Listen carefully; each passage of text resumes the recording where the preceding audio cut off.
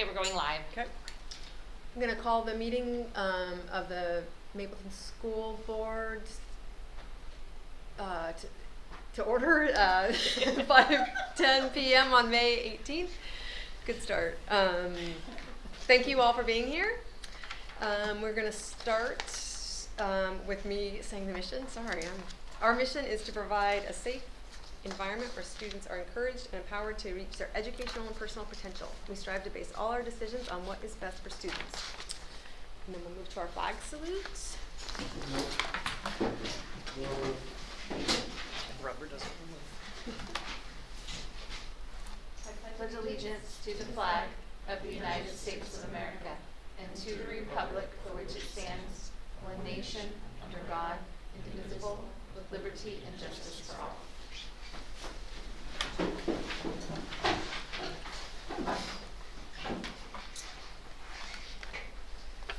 We'll take a quick review of the agenda. Is there any items that need to be added or amended? We already added 9.2 in, the personnel hiring of two new teachers that we hired. Okay. There's actually a third one in there that I need to add as well. So we'll be approving the 3 new hires, and I'll talk about them when we get there. That is an addition. Okay.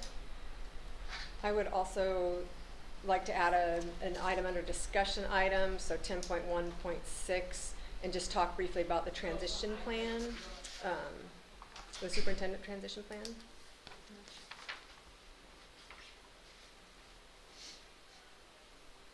If there's no further additions or amendments, I would hear a motion to approve the edited agenda. I move that we approve the agenda as edited. Second. It's been moved and seconded. All those in favor, raise your hand. The agenda is approved. Next item is public comment. I didn't receive any, and I see that we have a member of the public here. I know why she's here, and I will introduce her next. But also budget committee members in this capacity could act as members of the public too, I guess. Mm-hmm. So, Oh, that's true. yeah. That's true. So any public comment? Okay. Then we'll move into the budget committee. Well, actually, I'm going to introduce our member of the public, Sue Wilson, back there, who has accepted the offer and is hopefully signing the contract tonight to be our new superintendent for next year. So thank you for being here. We're glad to see you. Okay, moving into the budget committee. I should also mention Andrea will probably miss this whole portion of the meeting. She will be here, but probably not until 7. So she will miss the budget committee part. The first piece of our budget section here is we need to elect the budget committee. Do we want to do some quick introductions, just because I don't know that everybody's met everybody, so maybe just introduce who you are and how long you've lived in the community? And I can start. I'm Mary Ellen. I'm the current chair of the Mapleton School Board, and I have lived here 10 years, or we bought our house 10 years ago, I should say. Cool. Yeah, thanks. Yeah. Okay, Go I'm this way. Mizu Burris, and I have lived in the area forever. So, I mean, I was born and I was raised in the area, and then I moved away for a while. But I'm back by choice, because it's where I want to be. And so that's it. Yeah. Thank you. Jaren. I'm Jaren. I'm a business manager. I've been here 4 years or so. Okay. Sharon Schrank. We bought here in 2015, and I'm currently on the water board. Thank you. Yes, thank you. Duck. Incoming. I'm Kathy Vermelia. I've lived here for 24 years. Prior to that, I lived in Florence. I have 2 grandchildren in this school. You know, I might add that my husband was born in Lane County, so we're kind of from here anyway. Okay. I'm Tim Moffitt. My family and I have been here almost 6 years now, and I have 3 daughters, and will be 3 daughters this fall in the Jody O'Mara, Superintendent. Mary Mears. I am a board member here, and I've been, I moved here when I married my husband in 2007, so it's been almost 15 years. I'm Michelle Holman. I've lived up Deadwood for about 43 years. Been on the school board 30-some. Yep, this is the center of the universe. Sue didn't get a chance, but you kind of introduced her earlier. Oh. Didn't get to speak for herself. Sue Wilson, next superintendent, and I've been in Mapleton since 4:15. A native. I do live in Eugene.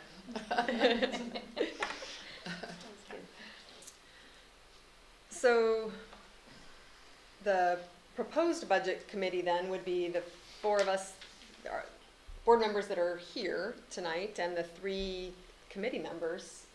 And we can we add Will and Nancy should they arrive later. But the regular board needs to vote to approve the greater budget committee. If we could do that, we could move and second and then hopefully approve the committee. So moved. Seconded. All those in favor of approving the budget committee as stated or as introduced? Okay.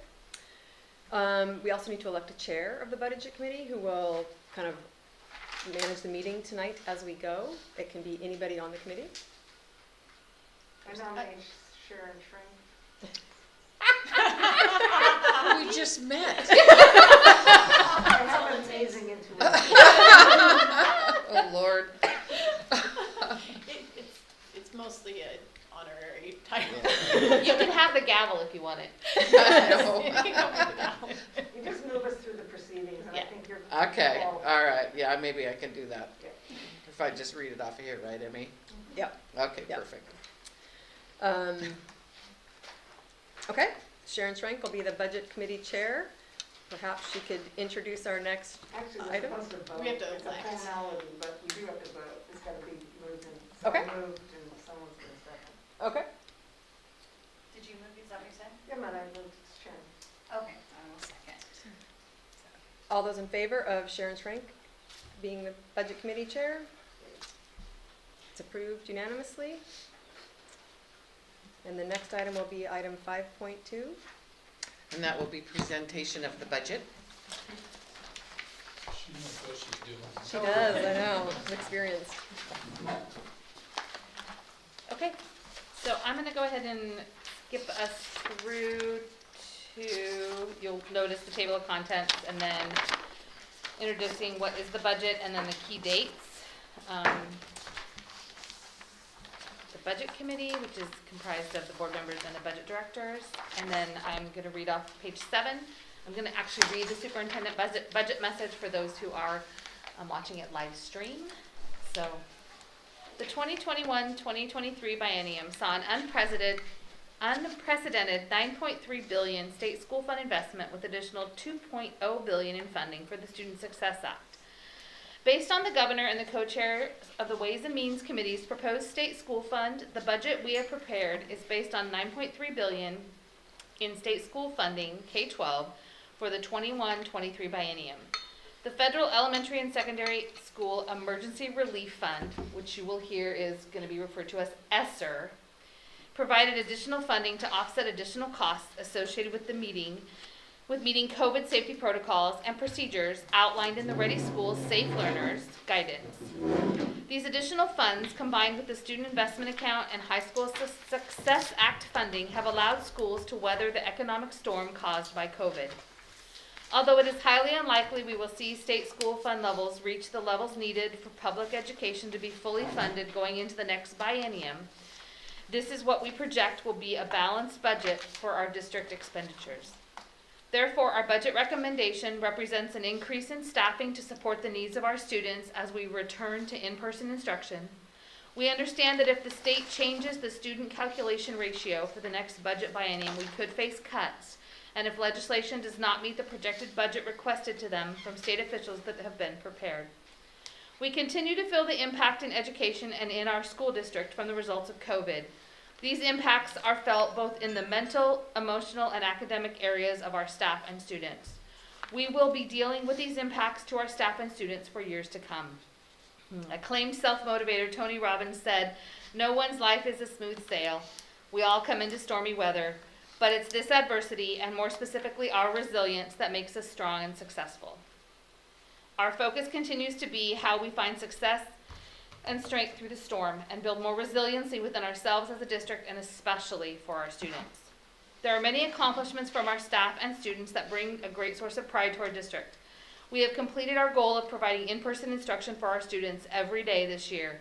This was accomplished due to the dedication and hard work of all our staff.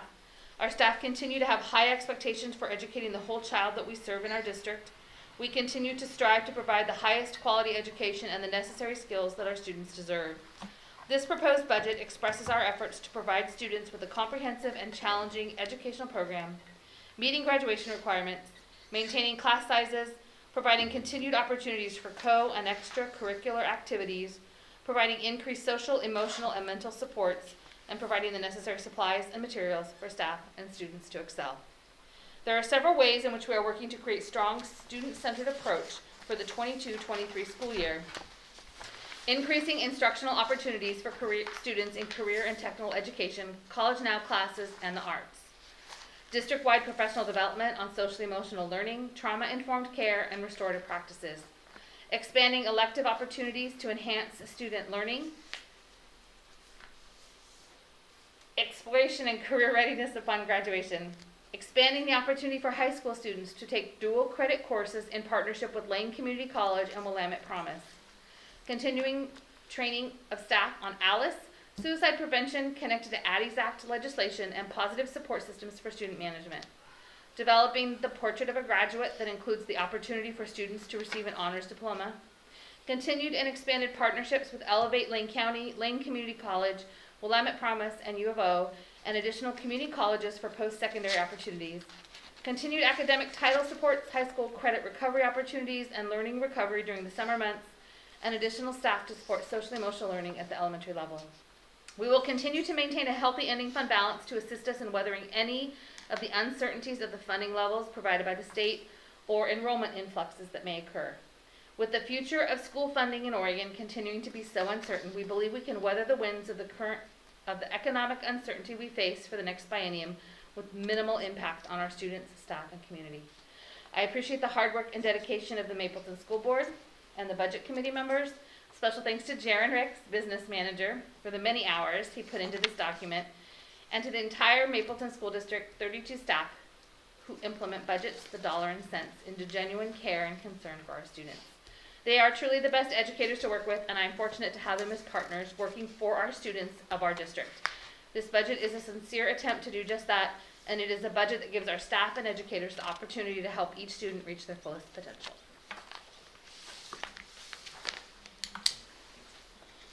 Welcome, Nancy. Hi. Want me to take it away? Yes. Do you want, should we ask questions as we go through? Is that okay, or do you want us to wait and? No, go ahead and ask questions, Yeah. just go I through. think as we go through the different pages, Jaron will kind of, we can answer, if you have questions, we'll just kind of go through them. So, yeah, go ahead, Jaron. Well, I have a question actually, Jody. So what although it is unlikely to see state school fund levels reach the levels needed for public education to be fully funded and going into the next biennium, Yes. what makes you, like, is there something specific that makes you say that, or are you just worried that? Well, so every year, as the biennium is for 2 years, and so the state school fund comes out for 2 years. And it is a struggle every time we go to the legislature for funding for future, because everything costs more. Staffing costs more, supplies cost more, food costs more, transportation, right? And so it's a struggle every year to make sure that we get the quality, the funds that we need. Okay, And so that's kind of a consistent, okay, yeah, okay.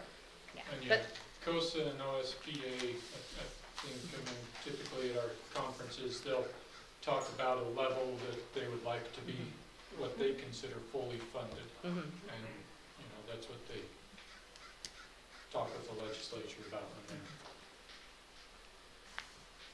tickling their ears.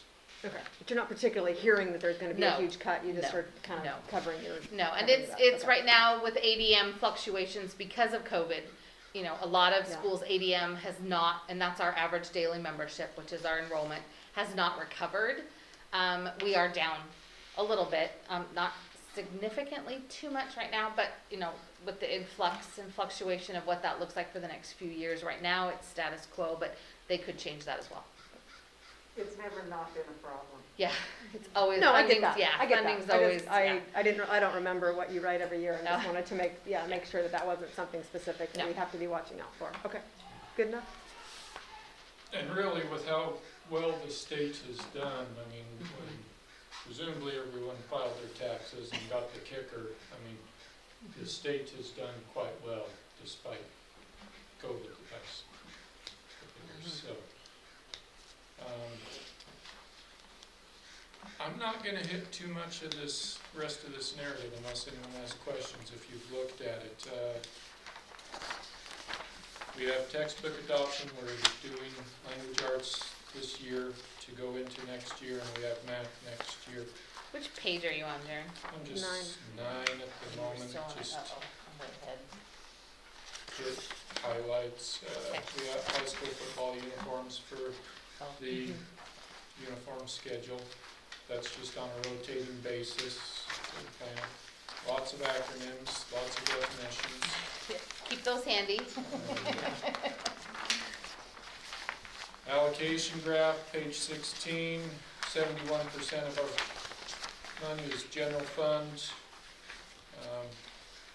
Special revenue fund, 26%. That's a lot higher the past 2 years because of ESSER, a lot of money in ESSER from the feds. And more money in there from the state also with Student Improvement Act and high school success. State school fund, You want to explain debt service fund? debt service fund is just money we have to pay for our bond, yeah, so it's a small one too.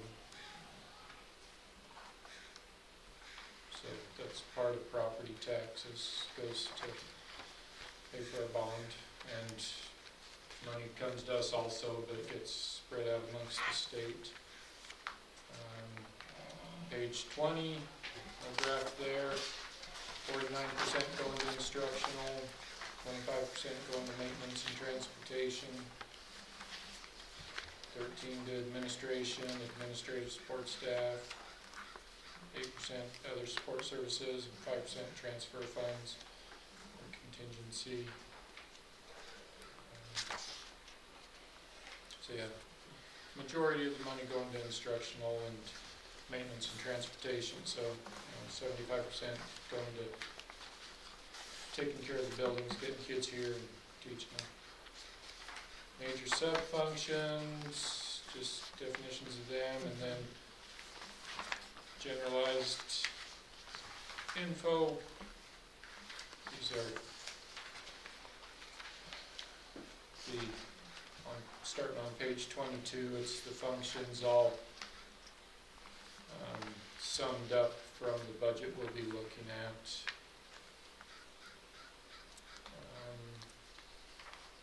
So when you look at, and Judy, I don't know if you want to, but the 2020 actual, 2021 actual, 2022 budget, the 2022 budget will then eventually become 2022 actual. Next budget cycle, Right, yeah. right. And so we're working right now on the 2023 prop. That's Right. 2023 proposed. And so these are just the amounts summed up when we look at the nuts and bolts of it, then any big swings are explained a little more. And Your budget year is what? 2022, 2023. But July 1 or? July 1 to June, yeah. Okay. This might be obvious, but in case it's not, instructional doesn't mean salaries. Right. Yeah. Then page 24, another graph breaks it out 52%. The salaries, 27%, other payroll costs, so you're looking at 79% of our spending is on people. So, we're a people industry. Next page, once again, sums up by object. I'm not going to go through any of it because it's broken out into detail as we get into it. These are just the sum ups.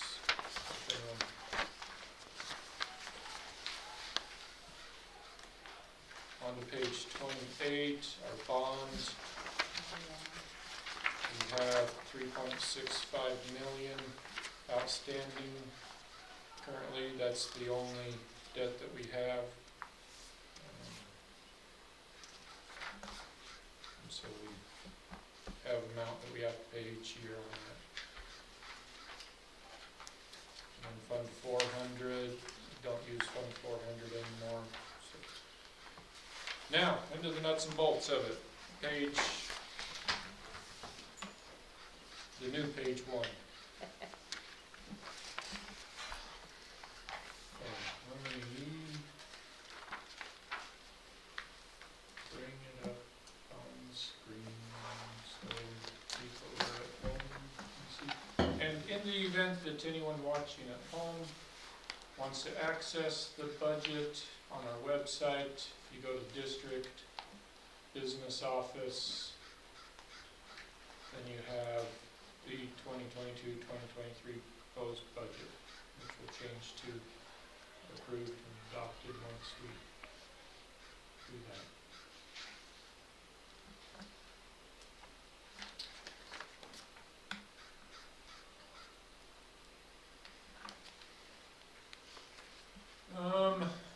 So, Fund 100, that's our general fund. That is our, if you run from the graph, that's our primary fund.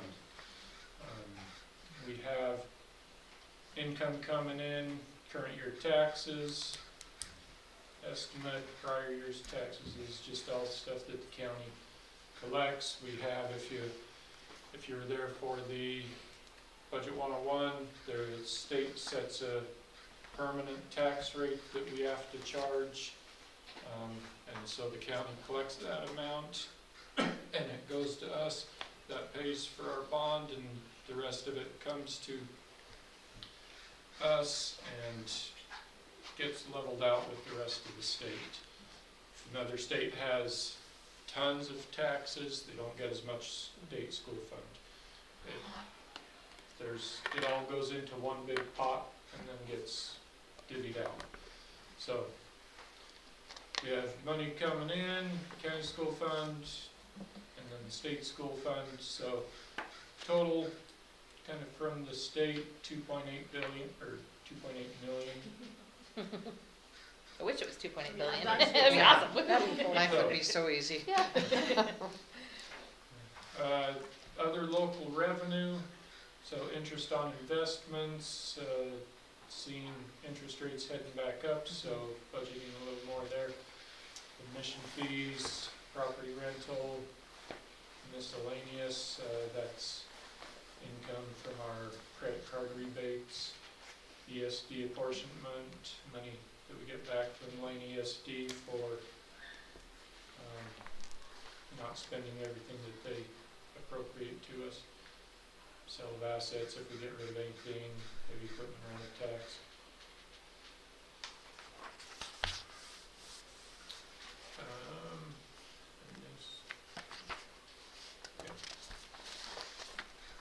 Then moving on to any questions on revenues?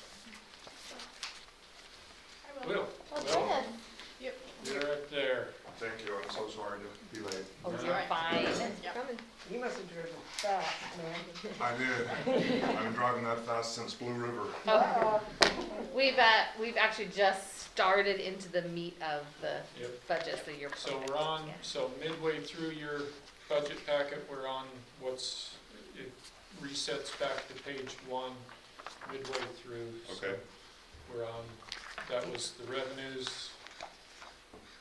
So we have 2.8 million total anticipated general fund revenues. And so page 2, starting into expenses.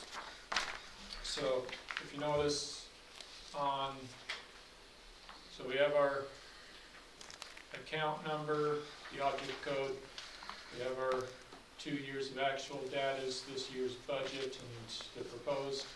And then next to that, I have a note if I notice anything, that's particularly changed. So additional 80,000 in elementary staff budget.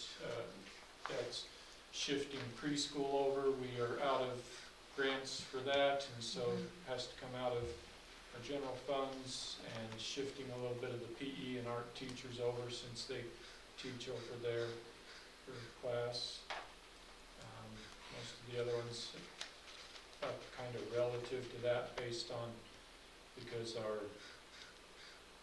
as salary goes up, then your other payroll costs go up, so they're all up based on that. And last year, for this school year, we weren't able to find an art teacher, and we just hired a PE teacher halfway through the year. So that's why, we just weren't able to replace them when they left, and so now we have. So for Okay. next year, that's where that increase will come from. So it's just, our final expenses this year are gonna look a bit lower on some of these once they shift into actuals because of, having short 3 teachers. Secondary,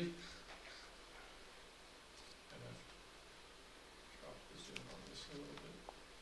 Secondary going up a little bit, just higher experienced teachers. We have the teachers that we lost from this year weren't newbies, but the ones that we're getting are, for the most part, maxed out on the schedule for most of them, so just a little extra money because of that.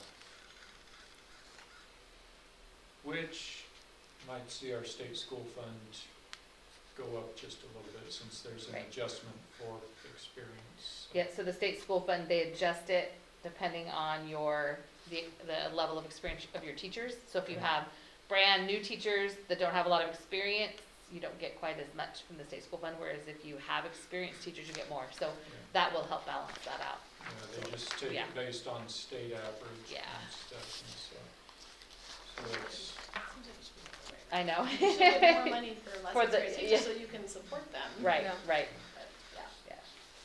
But in general, all of these salaries would be either the current teachers or the teachers you're expecting, and then one step up on the salary scale that's for the biennium. yeah. Correct? Next page, Maybe And- I love that we just insert a little logic. That's That's not how the world runs. and if I jump back, each section is subtotaled, so our total elementary going up almost 110,000 in anticipated costs, so. And the majority of that is the preschool, and then adding in PE and art a little bit. Yeah. Preschools, yeah. Yeah. That's what that's. So, high school, secondary overall, just going up about 38.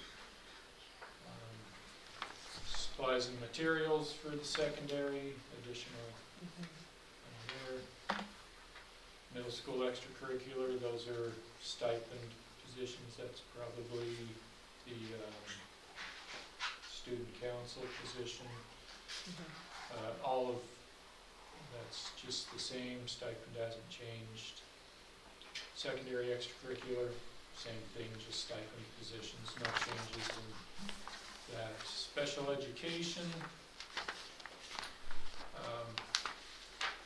set pretty similar. You have maintenance of effort, we have to meet a certain target amount, and so shoot for just meeting that amount. We may see it rise this year if we have a high cost student, so it might end up going up. So for special, just to explain that a little bit, called maintenance of effort for special education. If you spend $200,000 on special education with your funding for special ed or IDEA, which is the federal special education funding. If you spend $200,000 this year and then the next year you spend 80, you have to explain why it's so much lower. Sometimes it's you had a high cost student that you had to have specialized training for staff and a nurse on staff, and they graduate. So that maintenance of effort goes down, and so you have to be able to explain why there's a difference between that. And so when he says maintenance of effort, it fluctuates every year depending on the needs of each student. Right. And sometimes as they get older, the needs reduce, and sometimes as they get older, the needs increase. So we do what we need to for our kids, and then we explain it when it comes to maintenance of effort. So Yeah, but basically, you have that target amount. Yeah. If you don't spend at least that much, then they charge it to you for the special revenue federal grant for IDEA. So just trying to keep that Yeah. fairly level. High school alt-ed, that's online program that we use. The community, or we continue with that. General athletics, that covers our athletic director, and for the most part, all the same in there. And then the next few, once again, all the same. They're all the sports, stipend, position, well, not all the same. We get to, so volleyball, all the same, volleyball, all the same, football, all the same, football, high school football, all the same, middle school boys basketball, all the same, high school basketball, increase in the non-instructional professional services. I'm over on page something. 7. 7. So, high school boys basketball, we have more officials, and so the bills were higher this year, so Yeah. budgeting more for that.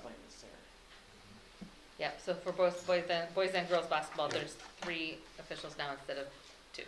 Yeah, so Just there's increased budget for both of those, so high school boys there, and then on the next page, Was that a mandate? So at first it was optional, and we didn't opt in because we didn't do optional. And now, yes, you have to have 3. And then I also believe, on a side note, that they're adding the shot clock to basketball, high school basketball now. Really? Yep, I don't know if that's gonna be implemented next year, Sue, I don't know if you know, but, okay, it's either gonna be implemented next year or you have a year to implement. So, yeah. Wow. Yeah, because. Yeah. But not at the middle school. Yeah, no, I don't think they're gonna add it to the middle school, I hope not. Yeah, right. Anyway, so, middle school track, same, high school track, same. And then no longer used codes, don't have any of them on there anymore. What So, does that mean, Jaron, no longer use codes, and then why is it there? we had, because there used to be a huge list there, and so I kept the subheading there, Okay. so that if I kick something else out, then I can throw it down. so like if we don't use a code 1 year, you have to wait till all the numbers go away before you can drop that Okay. code So off your like- budget. 2019, like, Right. you know, if we had a Right. 2020 expense, you'd still have to have that code there. Exactly, yes. So we had, when it was broken out, when the high school was broken out, math, English, art, and stuff, then when I grouped it all into secondary, then all of those were no longer used codes. Okay. So- Okay. All right, so fund function 2,000, so that was fund function 1,000, that's instruction, quote unquote. Fund function 2,000, page 9. These are kind of support services, so elementary health services, increased the amounts on those. We're spending a bit more on nurse services due to some diabetic children, I don't know what else. Yeah. Mainly just Several different diabetes, ones, yeah. And So it's for nursing. Yeah, have staff trained, have to have additional supplies. And stuff. She also helps with Ready School Safe Learners and the requirements for quarantining and protocols around when we had to do testing and when we had to report to Lane County Public Health. She helped us with our comprehensive, oh, the word escaped me. I can give you the acronym, but that won't help. Our plan on how we're, comprehensive disease management plan. And how we are gonna implement that, and then how that transmits into COVID, and how we support, and all of the protocols we put in place. So she really helped with that the last 2 years as well. So it was nice to have the nurse on call for that. Any questions so far? Toss that out now and then just. All right, staff improvement. So we have 10,000 for tuition reimbursement. That's part of our certified contract that we do that. It had been budgeted in the past at 12, but the contract is just for 10, so I dropped it down to the 10 and shifting 3,000 over into staff wellness. This year we had a supplemental grant for staff wellness, just doing lunch at a couple of professional development days, bringing in breakfast once a week, and, just little things.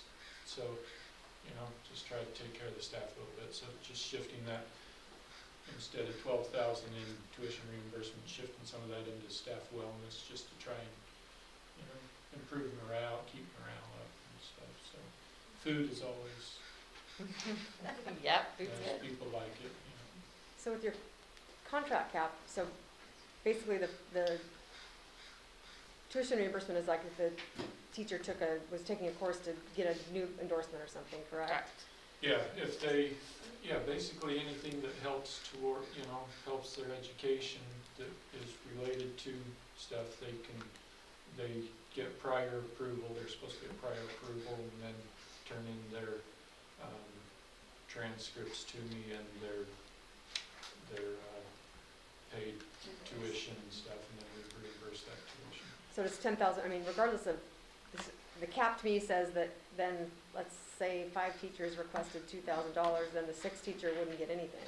Now, it's split up, so there is I want to say a $3,000 per person soft limit, but it gets split between however many people apply. So if every teacher applied for 2,000 and we had 15 teachers, then it would just, the 10,000 get split up between, probably prorated based on however much they do and stuff to that amount. And if only one teacher applies for it and they have $10,000 worth of tuition, then we pay that teacher the full 10 and stuff. So it's just based on whatever people submit, actually.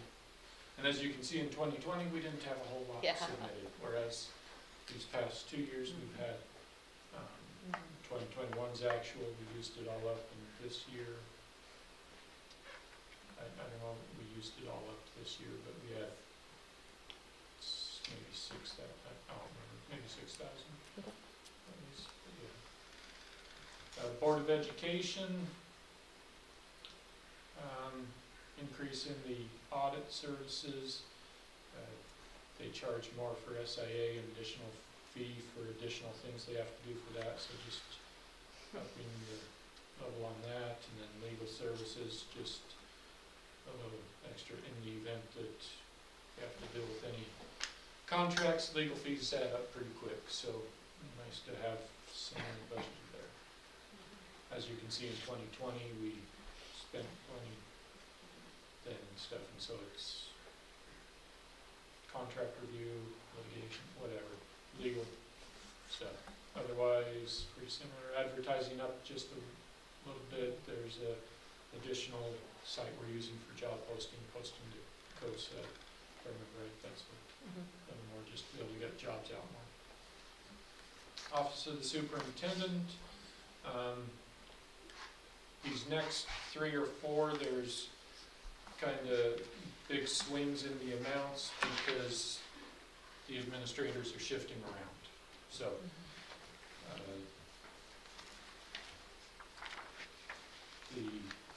So Jody was split between superintendent and elementary.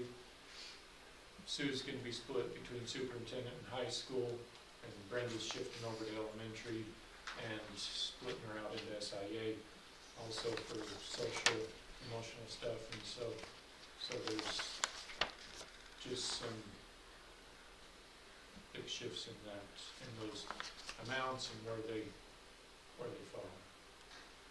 Plus this 2023 proposed reflects a .75, correct? On where? On office of superintendent, new superintendent contract, 45,000. Well, I think the intent though was to use Oh. the other .25 To, yeah. somewhere, Yeah. so Yeah, hopefully obviously it's needs to be all, in it's there. all in here, I hope. It's figured out at what contract should be, so 45 there, and then over at high school principal is the other 45, so, and each, so. And then, But then is the additional .525 somewhere or not? It's not in there right now. Okay. and then shifts in payroll costs going from tier 1 over to officer, and Wait, I'm so sorry. Yep. That just like hit my ears a little weird. So we don't have the .25 anywhere in the budget? Aren't we supposed to budget for a .25 or is that not? it's kind of in SIA, so, It's just coming from so different the- funds. there. It's coming from different funds? Right, not Yeah. general fund. Okay. Yeah. Okay, thank you. So elementary principal shifting Brenda over to there, which the 60,000 is lower than, that's not a full salary, because some of it's being shifted once again over to SIA. Some of hers also special ed as Yeah. director. Yeah. Managerial in those, and in the elementary and high school, the managerial section of those is the secretaries, the admin assistants, whatever their official title is. Shifts in insurance, just what I anticipate things to shift out as, so Why is there just a 1 in there? placeholder. Yeah. Yeah. Because then you Um, don't have to get rid of that fund, right? So then when that goes to 0, it goes away, the fund doesn't go away. Yeah. Okay. That makes sense. And so, yeah, when I load it, and so in the event that, so elementary, so in the event Carly Yeah, does ended up like taking take insurance instead of opt-out or something, then I Got have that code in there. Got it.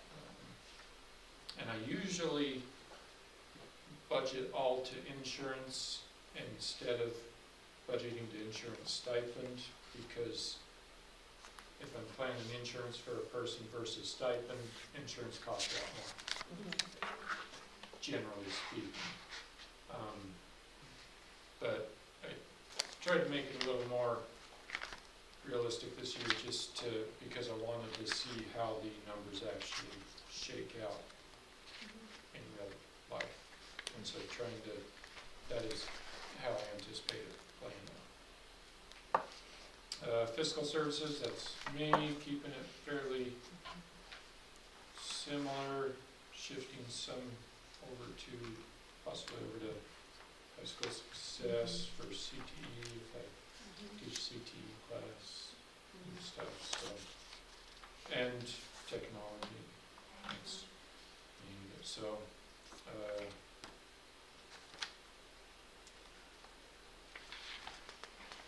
any questions?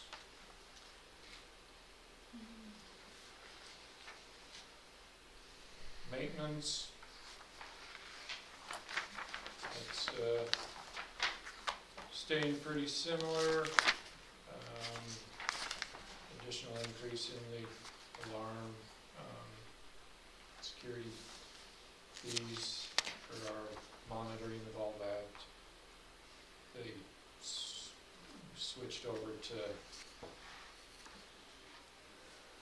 different communication method with it, and so there's additional fees for that. Liability insurance, that went up quite a bit. Well, yes, yeah, that's our general liability fee, and it might not be quite that much, but yeah, it went up another 10% or so again this year. Went up 10% this year, going up another 10% next year. That is due to our insurance is PACE. The state, almost every school district in the state is on PACE. I think there's only one or two that aren't. And the big increase is due to SAM cases, sexual assault and molestation cases, and just the payout that they have to do on seeing those around the state, and how much they have to pay out on those. And so everybody gets dinged. So see big jumps in the insurance because of that. That's why we have trainings that are required for anyone that's possibly alone with students. Yeah. We have Background checks and all that that has to background happen checks and for trainings volunteers and. So, transportation is getting fairly similar. Increased fuel prices, which maybe I should have budgeted more on. When I went to the gas station last night, drove by the Circle K that used to be lowest and C 477. I was like, oh crap, because they have been hanging out kind of high. I was like, okay, I'm gonna keep going. I'll go shop at Freddy's. Chances are they're lower. And price just kept going up. I was like, oh, Dad, so that's the big one for that. And then additionally, a little more on liability insurance on the transportation. We'll have an additional vehicle, although we might get rid of one. So I have the actual numbers, but I didn't have the actual numbers when I made this. And it's going to change when we add on the new van, bus thing, and then possibly get rid of an older one also. So We're getting rid of one and we're getting one? we're getting one, and we might get rid of one. Uh-huh. Get rid of one of the, I think Randy is all right with getting rid of one of the old Mini buses. or one of the old vans. Yeah. Something, yeah. We're getting a new one though this year. A new van Another or- new one. Or a new bus? A new van. Okay. We got It's a 10, 9, it's a 10-person Yeah. vehicle. yeah, Uh-huh. Yeah. Oh, okay. yeah. And so, and we got the new bus earlier this year also. Yeah. So, Can I ask that on the fuel one, the Yeah. vehicle supplies, like it looks like those, because in 2020 and 2021, that category was obviously not that. yeah, So you shifted it from somewhere else. just shifting, instead of 415, yeah, so they were down there Oh, I see. at 415, and I don't know, the tires and batteries is going, I'm just consolidating. all Yeah. that. So you don't have as many, Yeah, I because don't eventually you'll drop off 450. Yeah. Okay. I just don't see much point in splitting them out when it's all the stuff that's going towards the vehicle, so Yeah, okay, thanks. I like to be concise. Jaren, can you explain that, on code 240, the insurance for transportation that went from 20,000, or just that jump, our last year? Yeah, so that's, once again, I would typically budget if someone was, with the plan that someone was switching over to insurance. Randy doesn't take insurance, and so that was previously budgeted, in the event that he does. But so if you look at the 145, the insurance stipend, that's where, so that's, he takes the stipend, so that's shifted it up to that. Significantly less. Yeah, Mhm. yeah. Yeah. And so once again, just trying to make it as 'cause yeah, I was trying to get a feel for just where exactly we are in reality.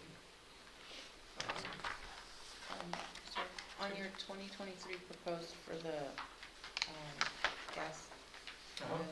like, are you able to almost like shoot higher than, like, when you, can you project it? Because like, Each one. I mean, the way we're seeing it, it's just increasingly getting, I know, and it's a matter, yeah, are they going to go down? And so with that amount, yeah, I mean, if we end up going over that, it's just, there is flexibility in the budget. And so if we end up being more than 19,000, it just ends up, And a lot of the transportation costs, part of that is reimbursed by the state. yeah. So this would be for what's not reimbursed by the state, right? The percentage No, or, because this is, Oh, this this is what, What we pay. Right. well, this is what the state looks at, yeah, these Yeah, amendments and okay. stuff, and so it reimburses based on that, and so. But when everybody pays higher gas prices, then, maybe we'll go for it.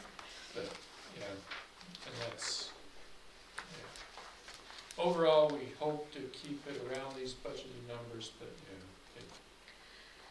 money happens here or there, and so it's. There's gonna be changes in the actuals in Mhm. every single category, so Yeah. we're just hoping it's not exorbitant.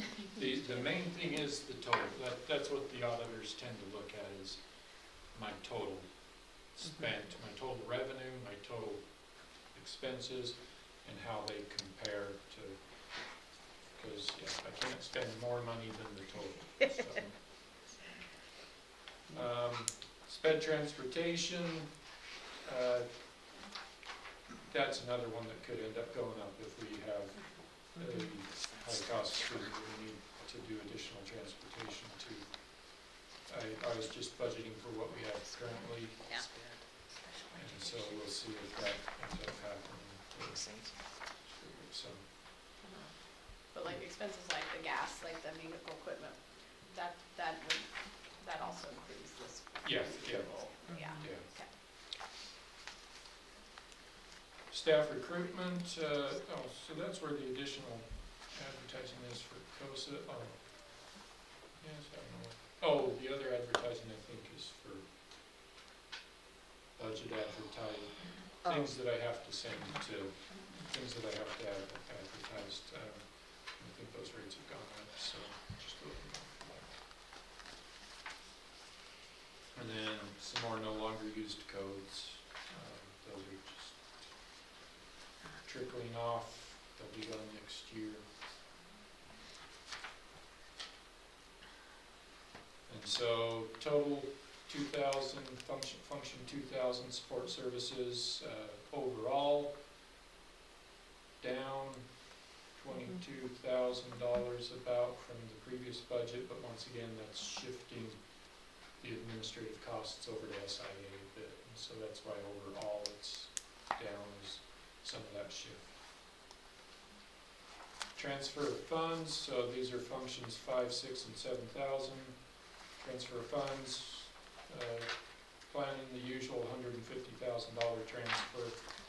We'll see that in special revenue, see that down in the next few pages. Contingency, we used to throw some money on there. I just stopped doing that because I don't tend to have minor cushions built in up in the top, and having it listed as contingency, the board has to pass a resolution to shift it from contingency into something else, so, We haven't had that for the last few years. yeah.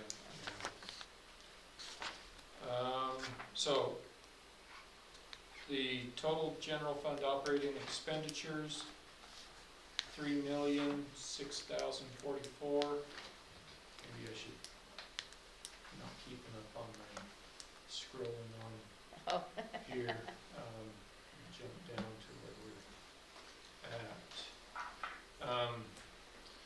So And then total general fund operating revenues, I think I started doing this last year, but have these next to each other so we can see. We have 3 million in expenses, 2.86 million in revenue. So we have a negative of, 133,000, roughly 140,000. Most of that is the fund transfer. So aside from that, we balance pretty well with the general fund revenue that we're getting. And so that fund transfer is basically just taking it from our ending fund balance, our savings account, and just shifting it over so it's earmarked as something in particular, which is our capital improvements and textbook. I think it's just those two this year. So just setting money aside, saying we're making sure to save this money in particular for these two things. And so overall, next little section, beginning and ending balances. The beginning fund balance, if you look at the previous year's 2022 budgeted, our anticipated ending fund balance, 1.5 million. I am putting our beginning budgeted fund balance at 2.2 million. So almost 700,000 increase compared to what we were anticipating ending this year with. And why are you doing that? Because I think we'll have a lot of money left over. Yeah. Not having 3 teachers and Yeah. shifting money with the grants, with SIA, with ESSER and stuff. And based on the actual starting, so how much we actually ended up to start with. So we ended the previous year's actual, we ended up with 1.8 million, and it was just budgeted at 1.77. So you've got another 80,000-90,000 there that we're adding on to anticipating and stuff. So yeah, I just anticipate us ending in a pretty good place. Just not having those teachers was a lot of money. What about our union contracts? When do we go into that? Next year. Next year, okay. And just So, yep. to kind of say it a different way, because I have a hard time sometimes with the transfer and all this, but I mean, in essence, we can run a little bit of a deficit because we've got a solid fund balance. Yeah. Okay. I mean, if we had $0 starting this year, we'd have to balance the budget. Yep. Okay. Yep. But yeah, we have, so if we look at it, so our general fund operating revenue, that money we're getting from the state and from our little bits of additional 2.8 million, and we're anticipating starting with 2.2 million. So we have almost a year's 100%, worth of yeah. cushion. Yep. If we really tightened our belt one year, we could probably, so yeah, we're in pretty good shape. And then, And if you look at ending fund balances or the percentage of ending fund balance, bigger districts carry, it's a lot less than what percentage-wise than what small districts. But you have to think about if something catastrophic were to happen here, it's going to cost a little district a lot more if we have to shut down the school because, I don't know, a transformer blows. It's going to cost us a lot more. We need to have more in the reserves to be able to function and to be able to so make like that happen. Eugene might have a 5% Right. ending fund balance, and that might be $10 million, Right. whereas ours is, 75%, and it's $2 million. Yeah, compared to their $10 right, million. right, but the cost of, like, if our boiler were to, I guess we don't have a boiler, but if we weren't able to have students in a building, the cost is the same as It would if, be Eugene, but our funding is different, so just so that you know that you'll hear percentages thrown around, oh, well, we only have a 5% ending fund balance, and you're like, holy cow, we have what percent? And that's why, it's just because our budget is so much smaller than larger districts. Is there a target that we try and have? Different, it's interesting, every year the superintendents have a question, okay, what percentage are ending fund balance, and there's really not a target per se. Some districts have policies that say you have to maintain this percent ending fund balance. But it's interesting to note that the smaller the district, the larger the ending percentage. Sure. And and that's what it should be. It Yeah. really should. It used to be, we used to try to run a 10% ending fund balance. And you'll notice in the state that a lot of districts have disappeared, little districts. Mhm. This district has been held together with a conservative fiscal kind of mentality. Mhm. Mhm. Yeah. And yeah, I mean, our beginning fund balance, I can't show the previous, it has been going up each year. We had, that 600,000 jump last year. That was because of the forestry money, that extra money we had from them, and anticipated, ending lower because we were going to have to pay that back, but we still ended up even higher at the end, even with that. So It is a little bit of a balance though between how much do you want to have in your reserves and how much do you want to be spending on your, on your teachers' salaries and stuff like that. So that's the only. Yeah. I wish there was a magic number that I you know. just, once you hit it, then you can spend everything else on increasing your salaries. And that's something for, negotiations for next year with the both contracts to. Well, and that's why I try to show this general fund operating expenditures and revenues there, so you can see this is how much we have coming in and how much and like I said, I tried to, in past years, there was, like I said, a bit of padding here and there, worst case scenario things, everybody jumps on the insurance, everybody, whatever. And this year I tried to make it as realistic as what I really anticipate happening so that we could look at it and see, where it actually ends up.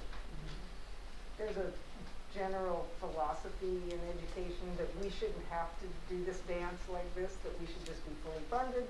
And this is not something that we should have to trouble ourselves with. But that's not this world. And I mean, we have legislators who are beholden to many different special interests. But as school board members, we're just taking care of our district, and we want more money. Yep. Yeah. So Okay. Yep. we're through the general fund. It's 6:10. We are starting to see our people show up, I think, for the other parts of our meeting. Yep, we'll whip through the special revenue. Okay. The special revenues are a little easier because they're very specific, what you can only spend it on certain things. So there's very strict guidelines, so not as much wiggle room, I guess, per se, as with general fund. So overall, it balances 5.08 million expenses and revenues. So into special revenue. Income, we have once again, just our various grants, how much we anticipate getting from them. SRSA, that's Small Rural Schools, our Title V, Flex, IDEA, Title I, ESSER, Student Investment Account, Measure 98, miscellaneous state grants,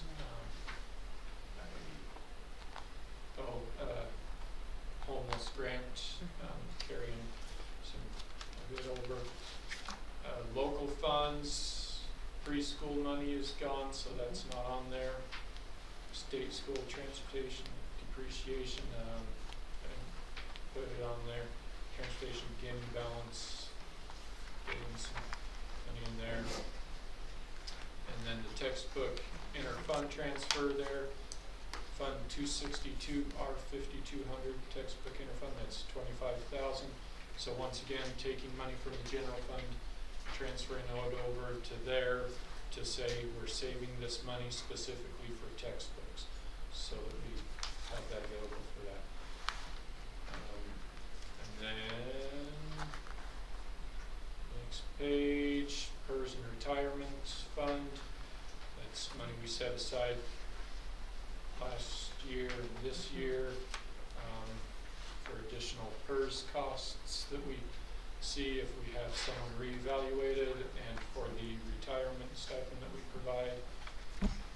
Capital improvement interfund transfer, 125,000 for that, so that's the other transfer, and beginning balance balance for that, so having a healthy fund balance for that in the event that we see something that we want to do capital improvement wise. If there's something with one of our buildings we need to fix, replace the roof, replace the stands, replace whatever, you know, if we have a plan, then there's money available for that.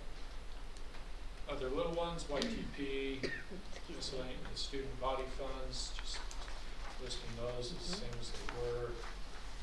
Food program, shifting that up just a little bit, and beginning balance. With COVID, we actually saw some extra money in the food service fund, so it has a beginning balance.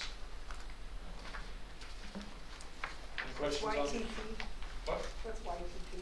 Youth Transition transition program, program. or something, yeah, Mhm. just a It little. just wasn't It's a in the grant. acronym. Oh, we have to add an acronym? Add that acronym So, to the 50 we have. yeah, the thing that runs through Lane ESD, Terry Johnston, part of her salary is doing that. So, special revenue funds expenditures broken out by those various grants, money coming in for a particular grant, money going out for one. So we have our SRSA, small rural schools, just budgeting it based on how much interest they get from it. It's a little less than what we've gotten before, or a shift over from a different grant. Title and Flex, once again, these are pretty similar to last year. IDEA, budgeting it the same, that's our special ed. Federal dollars, Title I, keeping it basically the same, dropping it down just a little because it's dropped for the past couple of years just a little. I don't know if that's based on attendance or I don't know what all that's based on. They base it on the current census data, poverty numbers, and those have changed in the last few years, so it's been steadily decreasing. ESSER, that's the federal relief fund dollars. We've used a bit of that up, continuing on with using some of it up. Part of that has to go towards unfinished learning, so I've got it broken out into that. E-rate, we get E-rate money for additional, for equipment. State grants. For student investment account, we have Friday school that we do. And social and emotional support, a bit of an increase in that. Once again, that's shifting Brenda's salary over to that. And, our new social emotional teacher, that's kind of where that 0.25 is shifting to, and something shifting over to that social emotional support. It was titled counselor before, just shifting its name over to social emotional support. Facilities, that was, this year we did some things with facilities, intervention support, and a couple of not counselors, a couple of education assistants, providing intervention support at the elementary and high school. Questions? Just really quick, the building improvements, we aren't budgeting anything in that from us for next. We did that, and I'm trying to think if we even used it. The SIA was, because this is budgeting for the SIA account. Yeah. That was the preschool. Yeah, I think I so, don't know right? if it, But because we used ESSER for that, The preschool flooring. but it might have been the shop. Did we work on the shop? We worked on the Yeah. shop in the summer, and so it was the money prepping the shop. Right. For the art room. For-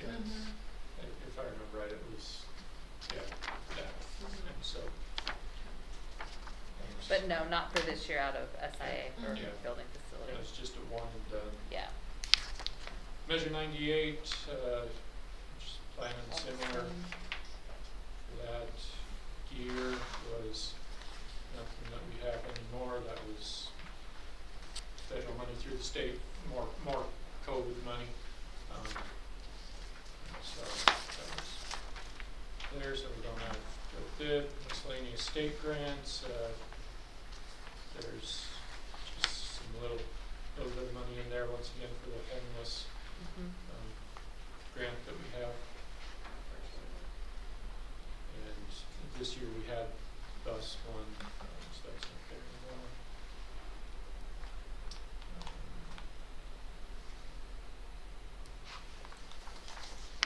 Nothing?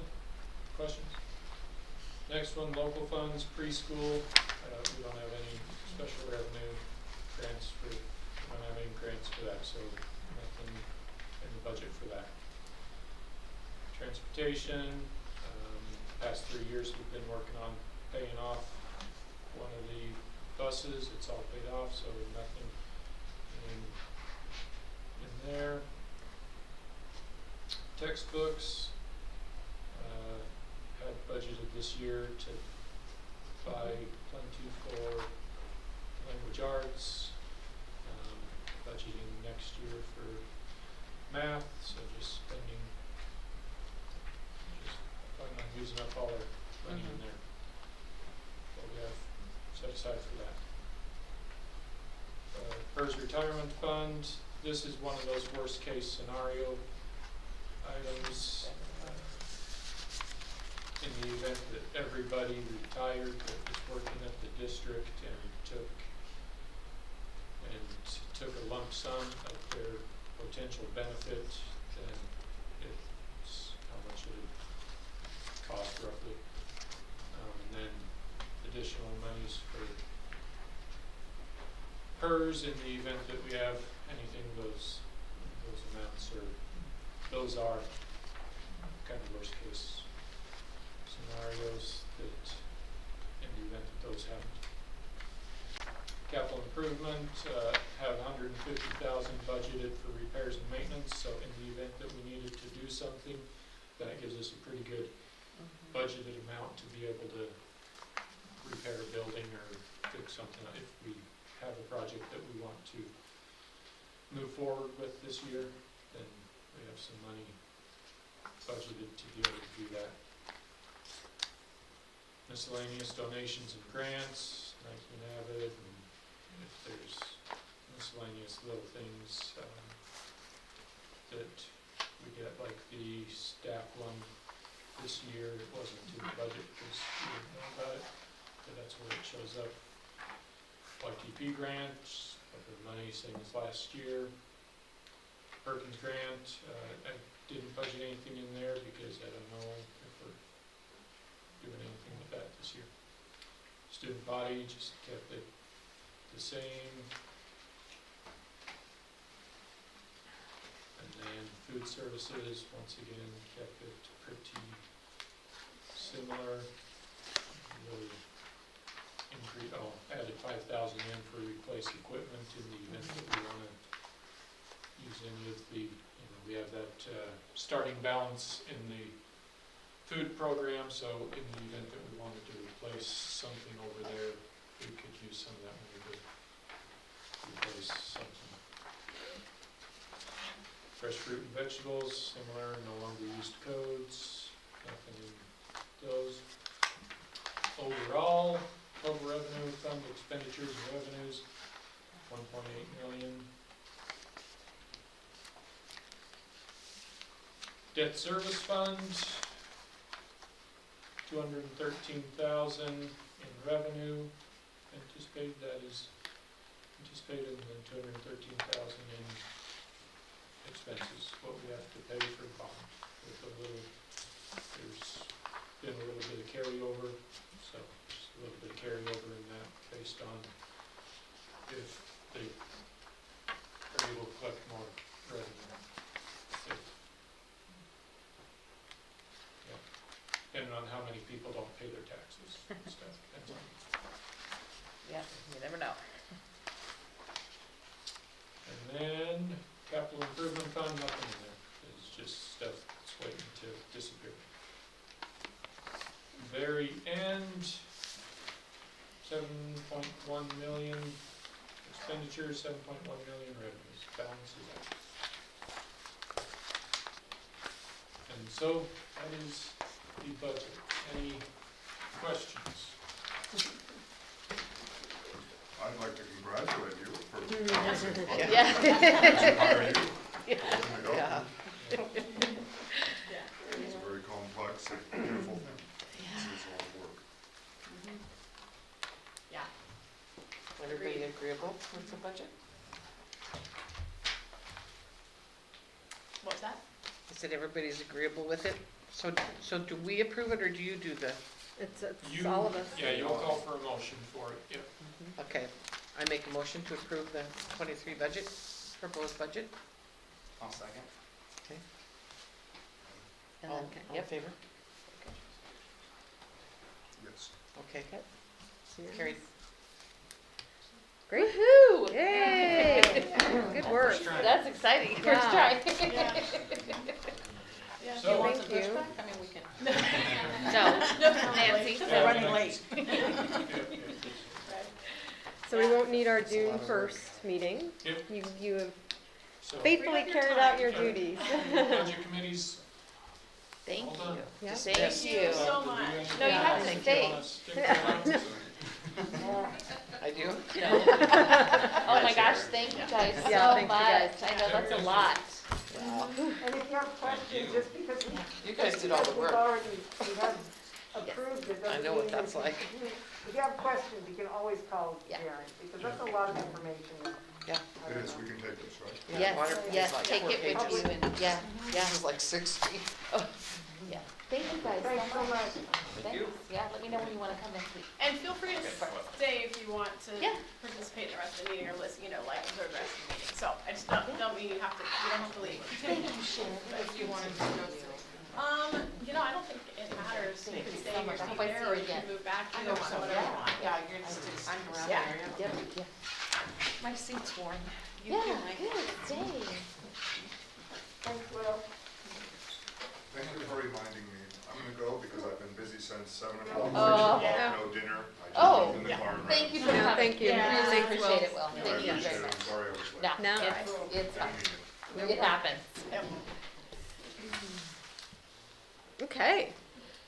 I think we're up to item 6, the SRAC update. Don't see Lauren here, so Okay. Did can you we want just, it, were you gonna take 5 minutes?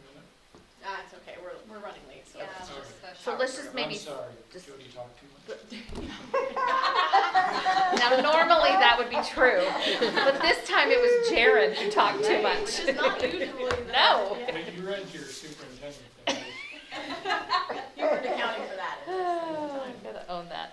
So yeah, I think we just keep going and then we can come back to number 6. Okay. So district reports then, or? Yeah, yeah.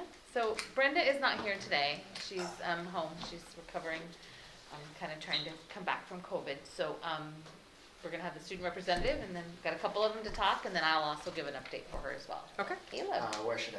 you, anywhere you want. You Yep. can sit. You can stand. Up to you. My own little. Oh, there you go. Nice Love going. it. Miss Dooley made that for me. Oh, So. Miss Dooley. She's so Excellent. great. Excellent. So, like to start off with track is ending, but one of our students, Joseph Shepard, is going to state, and Opal Burris qualified for state, but unfortunately scheduling didn't line up and she can't go. But that was 2 of our students that made it to state, so I wanted to, let you guys know, kind of honor them. We are, the student council is planning a dance the 26th of this month. So we're doing both a middle school and high school dance. The middle school is starts at 4 p.m. and goes to 6:30 p.m. We kind of grouped both middle and high school student council to work together. So a lot of our stuff we're just using for both. And then high school is scheduled for 8 to 11. It might start a little bit sooner, but that way it gives us time to do everything up. We might even have be catered at it. We're working on that, seeing how that goes. But we were really excited that we get to have a dance this year. The plug for the catering too, can I just say that if anybody has connections with any restaurants around, or that like we might be able to, that would give us be interested in giving us a good deal, then. What's the budget? let- What's the catering budget? I'm not fully sure. We're pulling from some of the the seniors had extra money in their thing, so we're kind of going from that. Do you know what the amount is though? No, Okay. that was our president Opal dealt with that. Okay, all right. Yeah. So I do have some connections, but Ooh. they're always gonna ask me how much is Yeah. this gonna cost us, so I need to know how much we have. Okay, yeah, I will. I can get Opal to Yeah. Okay, that'd be great. get in touch with I'll you. be at school tomorrow. Okay. Okay, perfect. Yeah. But yeah, that's kind of our overall plan for the dance. It's going to be the middle school is our far classroom, which is currently Terry's kind of office, and outside in the courtyard. We're hoping it'll be nice. If not, we have plans to adjust it, but that's kind of our goal. And then the high schools is going to be the commons and outside in the courtyard. Mm. So that's once again, that's our hope. If not, we have a plan for the gym, but we're really hoping to get to do it outside since it's supposed to be nice. It's supposed to be summer. Oregon hasn't figured that out Eventually, yet. it's gotta be. We are having open gym every Tuesday and Thursday, led by Mr. Burris, and it's for basically any students. I believe they're elementary school, middle school, and high school can all participate. It's just kind of shooting around, usually basketball, and he gives some pointers and stuff. But also the they're doing a weight room for high schoolers. Mainly, it's kind of the football team using it to build up strength to get ready for football, with a couple other just high school students that enjoy working out. Both the Burris girls like to go. And when is that? That is Tuesday and Thursday nights from 4 to 5:30. And the weight room, I think, is Mr. Ford and. That is Coach TK and Coach Ford Yeah. are running that and using Mr. Green's old weight training. Mm-hmm.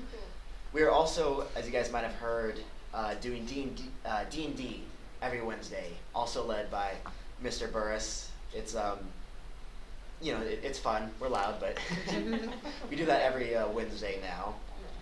And also regarding football, there is a possibility of football camp this summer. Ideally next month. We've had, I think, about 12 students who said they're interested in doing football. So we're really excited this year to have an actual team and get to play some actual games. So we're our coaches are putting a lot of time in figuring out a camp, and I know they've been working on like a uniform and helmets and putting a lot of effort into this year. We are also having both the boys and girls high school basketball team are having a tournament next month, towards the end of next month, which we're excited for. We're starting up practice next month for it. We're guaranteed at least, both the girls and boys are guaranteed 5 games. We're not sure if how long the games are going to be, but we're doing that, and it's a great way to keep returning players used to it and as a team, and also the current 8th graders who will be freshmen are allowed to participate, and it gets them a chance to get a feel for the team coming in as being freshmen, and for us to just keep a way of not being crappy when winter comes for basketball. So that's all internal? Hmm? That's internal, that's just within our school, we're having a tournament? It's not just our school. We're going against, like, I don't remember what school we're going to, but like we're going to another school Oh, okay. and staying overnight. Yeah, Oh, up in Okay, Salem. Do you have the dates on that though? Yes, the girls I want to say is June 26th through 23rd, and the boys is the 25th through 26th. Is what we're doing. It's a one night stay. It's going to be hectic, but it's going to be fun. Yeah. Oh, cool. One thing it's kind of a scramble every time we do district support sometimes. I forgot to mention in our last district report that one of our student council members, Briar Sherd, stepped down because she graduated early. So nothing bad, but she just couldn't be at the school enough part of it, so she resigned. And Morgan Milbritt won for at-large representative.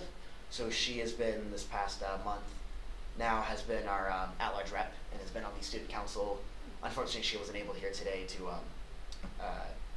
introduce herself, but she is now on the student council, which we are also having elections soon for next year's student council, which I don't know exactly the exact date we're holding the election, but the deadline for students to put in their application is the 26th of this month, which we have also rewrit the Mapleton Constitution for it. Mostly Miss Chambers, Opal, and me have worked at doing that.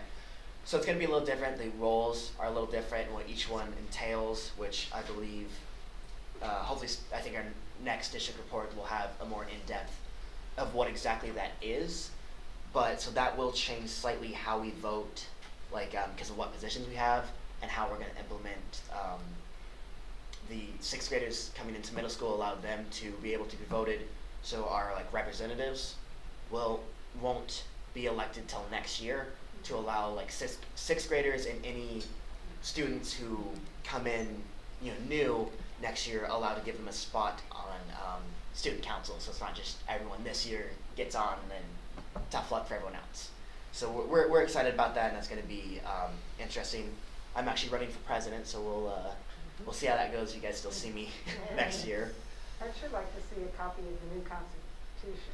I mean, I'm sure the rest of the board would too. Is it possible we could see that after it's written? Next meeting? Yeah, that's the goal. Is we'll have it. I'm hoping we'll have it for next meeting, it written out, and have a copy to show to all you guys, because there was a lot of outdated stuff. There's actually positions on there that I don't think we've ever had anyone elect for years. So we're like, well, we'll merge it here and merge it there. It actually started a couple of years ago with the student council when Miss Walker was the kind of teacher for it. We started it with that when we got rid of a couple of the jobs and merged it, and then us and Miss Chambers kind of went off of that and then fixed everything else with it. So that's kind of been a couple year progress that we've been doing on and voting on for it.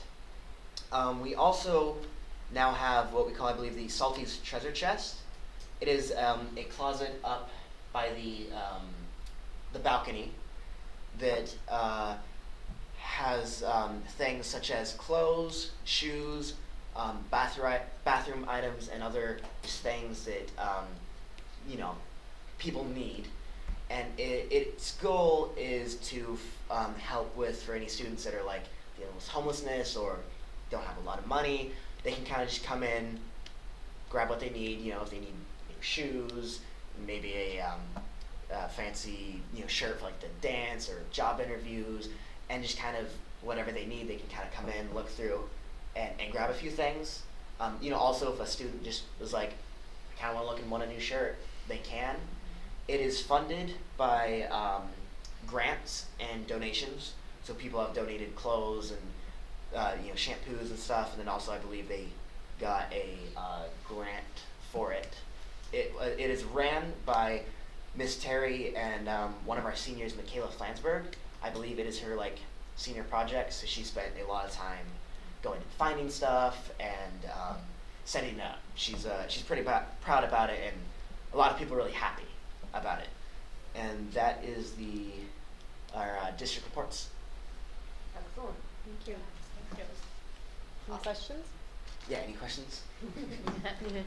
Thanks, Caleb. You're good at this. Yeah, thank you. Yeah, Caleb. Thank you. Okay, Thanks. great. Yes, and then we have Amelia here. Do you Okay. wanna, she's here to do a presentation. You Oh, wanna great. talk to us about how this came to be? And we're so glad you're here. Thank you. Hello. For those of you that don't know me, I'm Amelia Lynn. I am a senior here at Mapleton.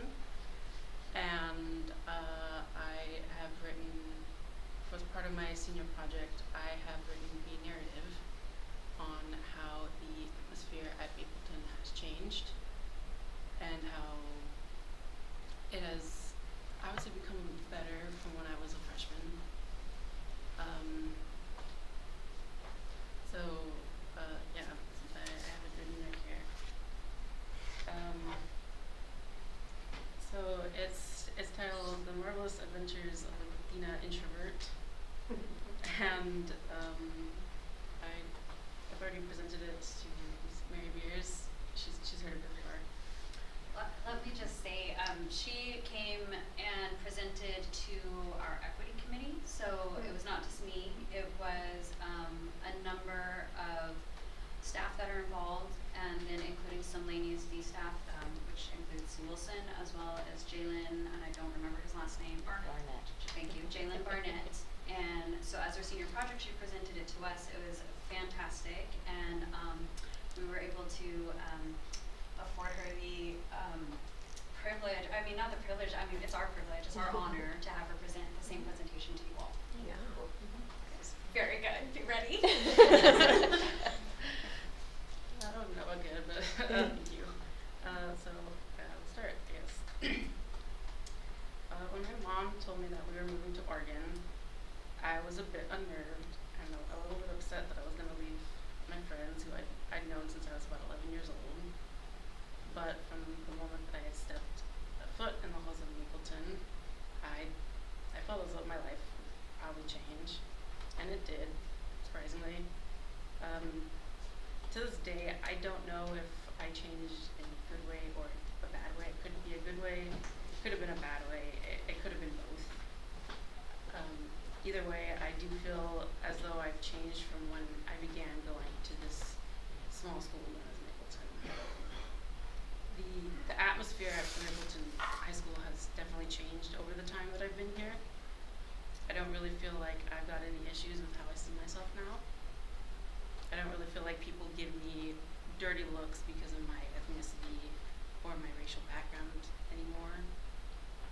I don't really feel like being around certain people will affect my mental health in any way. I had some issues within the school before I enrolled as a student. Someone had started coming up with rumors about me, saying things how like I was a terrible person, how I was placed into a juvenile detention center, how I did drugs consistently. But anybody that actually knows me knows that none of those things are true. But I may not be the embodiment of a perfect person, but that just makes me human like the rest of us. It didn't really help me that I didn't really know anybody at this school that would help try and correct some of these rumors about myself. And when I started attending this school, I didn't know how bad it had gotten.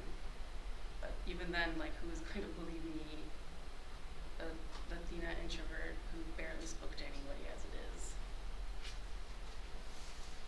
When I started going here, I was told that I was going to be one of the few Latino kids in the school, which was a major change from the school that I had moved from. At that school, a majority of the student population was Latino kids, due to it being a heavily Latino populated area. And at that school, my siblings and I were essentially jaded because we were lighter skinned and we didn't speak Spanish all that well or at all. And that's kind of where my self-esteem and self-confidence started dwindling. And that's where I started to hate myself. And as I got older, I just started to hate myself even more, but I didn't let it show. There were times where people who were the closest to me noticed that something was off, and that I usually wasn't my chippy, sarcastic, witty self, but I kept those thoughts to myself.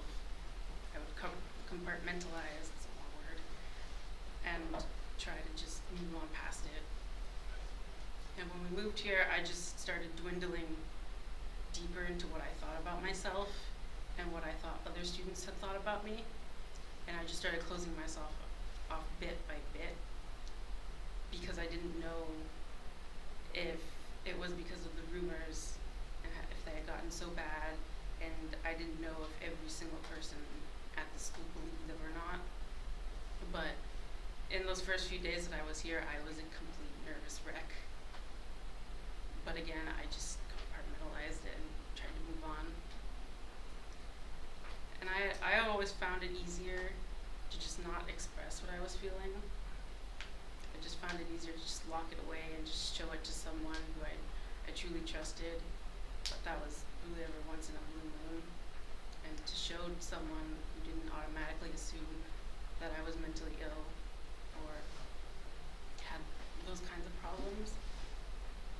And there was that person, and I would express my problems to my friend, who was one of my closest and oldest friends, Dahlia. Anytime that I would kind of have an issue with something, I would tell her that there were kids who would give me dirty looks anytime I passed them by in the halls, and I would tell her that I hated it. I would tell her that I hated how they would barely acknowledge my existence anytime I tried to talk to them. And I told her that I hated how I wasn't brave enough to stand up for myself. And I told her that I hated putting a fake smile on and acting as though I was fine. But I had finally gotten some courage to make friends with some of my fellow freshmen and sophomores. After making some friends, I guess I gained some confidence in myself, and I stopped feeling like I was totally alone at this school. And they would ask me things about myself, like what my favorite food was, and like what my favorite superhero was, and like if I had a specific thing, like a specific way to do things in like culture. And I kind of stopped caring about how other people saw me and what they said about me, and it felt really good. And I started showing more of myself, the sarcastic, witty nerd who wasn't as quiet as soon as you got to know her, and the one who doesn't look anxious or nervous 24/7, and the one who was like, he's a giant nerd for books and movies. And they really helped me, but I still didn't feel like my full self. I still felt like I was putting on a facade for everyone, while I was still putting on that big smile. And while making friends did help, there was only some things that adults could only ever understand, and that I would ever consider telling them. And at that time, I just only felt open with one adult at the school, especially at that time, and the person was Julie Walker. Miss Walker was one of my teachers, and she was my favorite teacher of all of them that I've had over the many years I've been in school. She just made me feel so much better. Anytime she was around, I don't know if it was like her energy or spirit, I don't know what it was, but she just made me feel so much better. It was the fact that she was just so open-armed and welcoming to me. And she helped me with a little bit more confidence in myself, especially with my Spanish speaking skills. And she made me forget some of the not good things that were going on in the school, like the handful of kids who said they were suicidal. When I started out at Mapleton, there was a group of kids who would go around saying things like, "I'm suicidal, take a look at every scar that I made," and wear things like tank tops so the entire world could see what they had done along their arms. Or, "Here's a stapler. I stapled myself in the arm. You should try it too." And I know that those students might have actually had some type of mental illness, but I've never met anybody that would say those things openly. And it just, I moved on from that. And I never met anybody that would act as though their entire world was over if I misworded something in front of them. And that was the final straw for myself, I would say, because a few weeks later I switched to a different school, and I didn't want to be around the people that said those types of things, or the people who would give me dirty looks because of whatever, like my racial or ethnic background, the fact that I was new, or the fact that I just didn't really want to talk at all. But I came back, obviously, and when I came back, the atmosphere had definitely changed at that time. There weren't any students that would act as though their entire world was over if I had said something wrong, or they didn't go around saying things like, I'm suicidal, look at all the scars I have on my arm. And there weren't as many dirty looks I received for my racial background, and there were still some, there were just not as many. And it was very different from when I had started as a freshman. There were still things that felt like they were very similar and that they could have been improved a bit. And there would be some racist undertones that would be had in some conversations that I would have with some of the students in the school. But there are times where I would just question whether or not these claims were true on my end.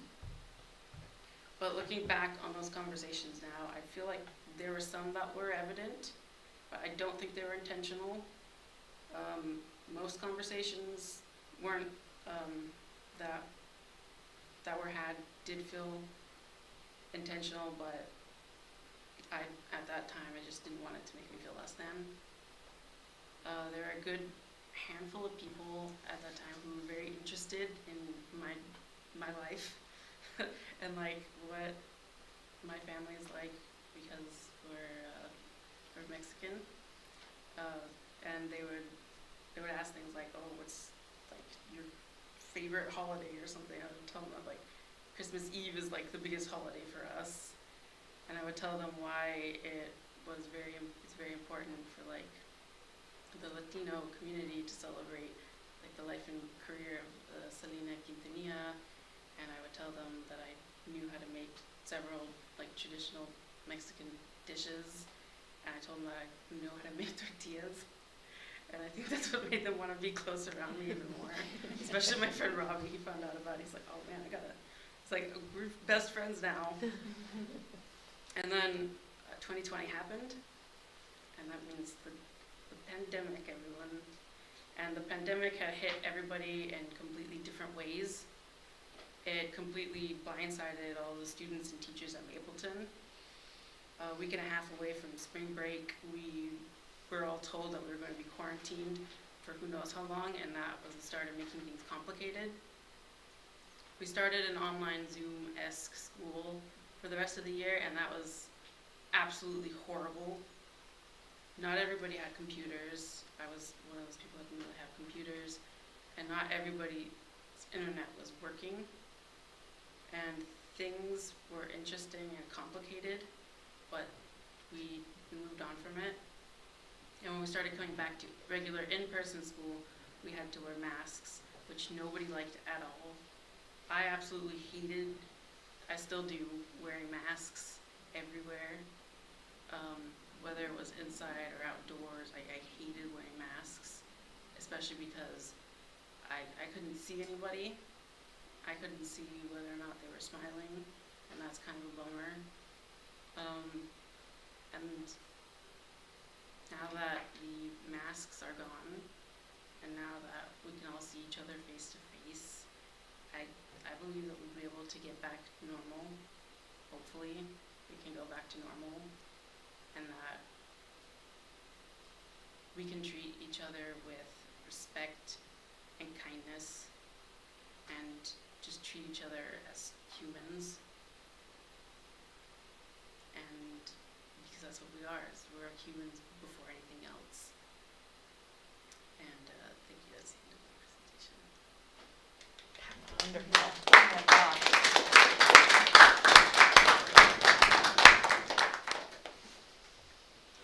Wow, thank you. Any questions or anything?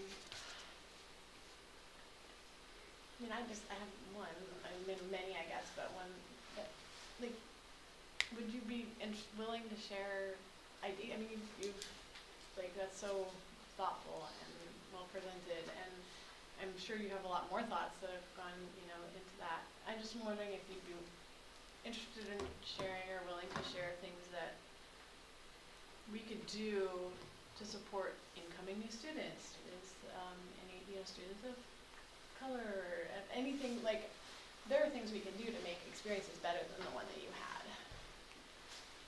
So one thing that I have said, and that I will continue to stand by, is that everybody's different. Not everybody's experience is exactly like mine. I don't know what other students' experiences are compared to what I've experienced. I think that to help any students that are coming in, you should just treat them with respect and just treat them like a human. Just treat them with respect and kindness, because that's how you make the world better. Because if you don't treat anybody with respect and kindness, then, I mean, I don't know how to word this, but it doesn't help anything. I treat everybody like a human. I don't try and be like, oh, I'm gonna treat you a certain way because you've had this experience at the school. Like, no, you've had an experience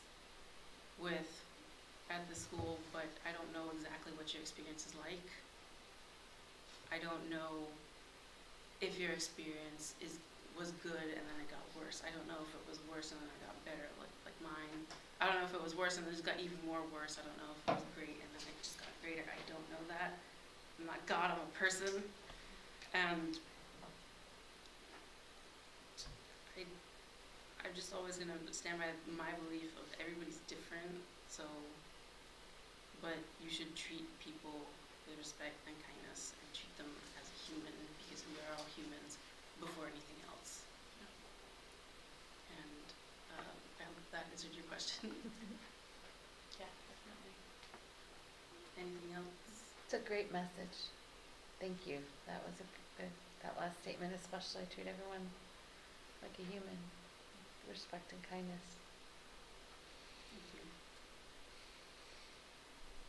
That's my daughter. Yeah. Yeah, and also just for a self-described introvert to come and do this is like really courageous.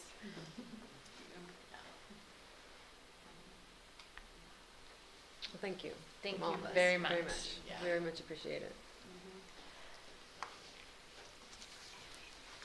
I think you're. Do you want to go back up to 6 since Lauren's here? Sure. And then I yep. can do mine later? Yep, thank you. Yep, that's a great idea. We'll go to the SRAC update. Okay. So hi everybody. I'd first like to introduce Neil Hadley. He's a member of our board and newest member, and a new resident to the area, lives practically across the street, and we're so happy to have him in our community. So I'm going to start just with a general update. I know in your packets you have some financial information and documents. It was actually in last month's board packet, but they have seen it. They have gotten those. Okay. So in general, from our 2018 to 2021 income statement, you can see that we continue to bring in funds, though the COVID years, as expected, greatly reduced a whole bunch of options for fundraising. We had to postpone a few events, but I'll get to that a little bit later. We have a working website now that anybody can go to, and our checking and working money accounts always stay around $30,000, so we're not using any money that we're raising towards the pool. We're building on individual donations and other small donations to do what we need to do as far as the business of running a nonprofit. The USDA, as you know, granted us about $300-something thousand to help us refurbish the SRAC building, and it is held by the USDA until we are able to raise the $533,000 in private donations, plus we'll use $400,000 of the grant that we got from the state. So that's kind of the writing on the wall in terms of other things that I'm going to get to. We cannot begin to do the actual work that everybody would like to see us do until we have 50% of the need, regardless of which whether we're talking about the pool itself or the building or a piece of the building, whatever. So fundraising, we've continued to hold lots of local fundraising, like the Holiday Bazaar, we were there, and other community activities, bingo, and we have an ongoing bottle and can drive through the donations that can be given at the caffeination station that get donated to Fred Meyer. Because of COVID, we had to postpone twice our major fundraiser that was going to be a golf tournament. We were so excited about it because it was going to be multiple digits of fundraising that we could get out of a big event and lots of work. And at the time we had 2 members of the Confederated Tribes working with us, so we had a team that could really help us get through that. Our board has shrunk a little bit in the last couple of months, so we face a new challenge, and thus, in the last week, we had to make a decision to again postpone the golf tournament because getting everything done with our small numbers was just not feasible by the time of the golf tournament. So it'll be next spring or late spring. So I'm just going to reiterate that we can't apply our grant writer, who's done a lot of grant writing in the area, has worked really closely with foundations that we've applied to a couple of years ago. We had long communications with the Oregon Community Foundation when we applied for a grant.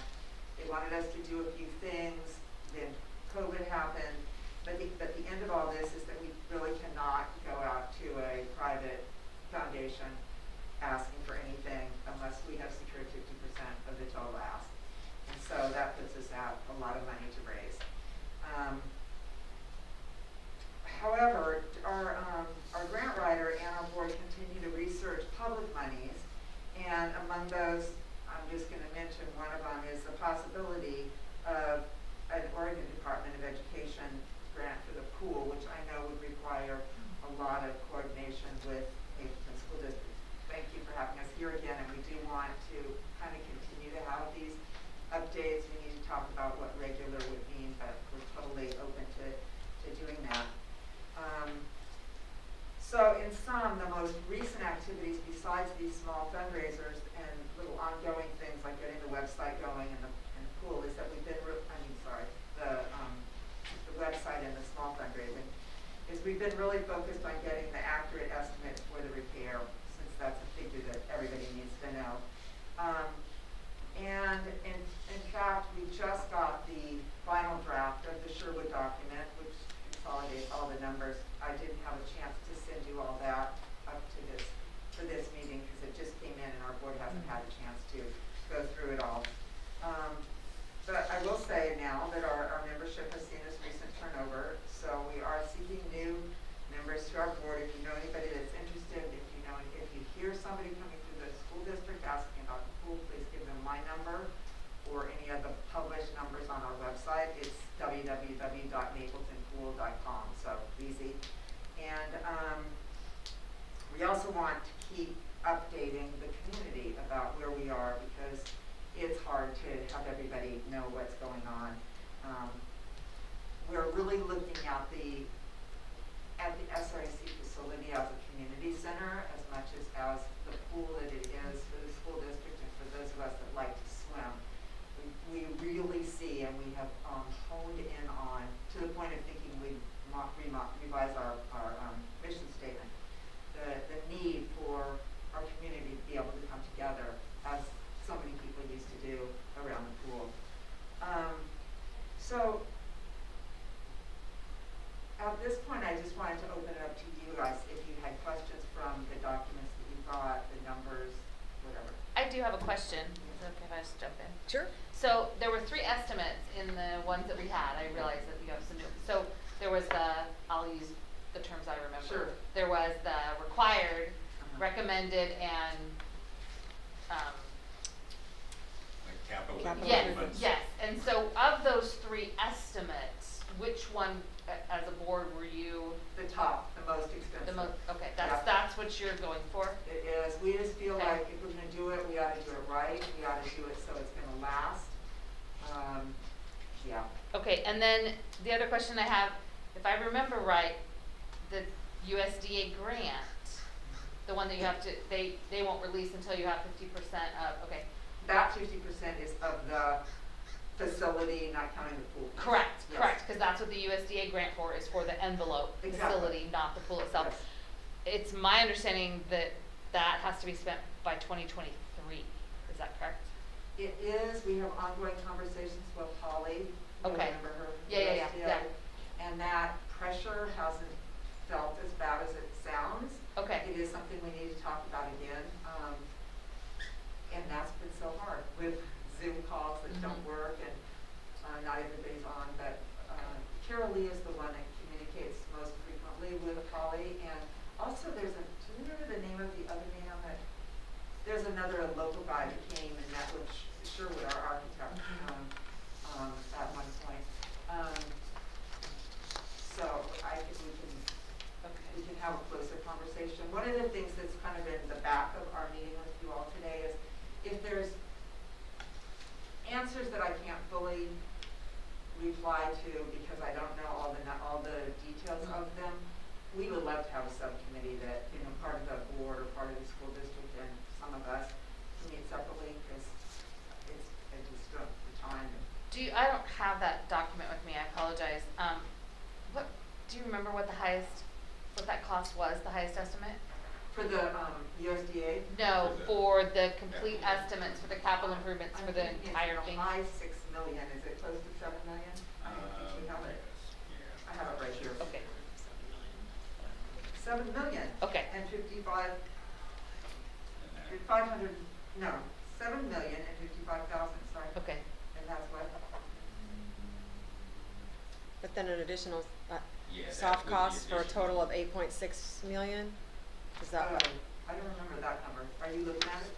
This is, That's that the, include- yep, that's it, yeah. this was, it was when it was draft, Oh, yeah. that's what, yeah, that's what Neil just said.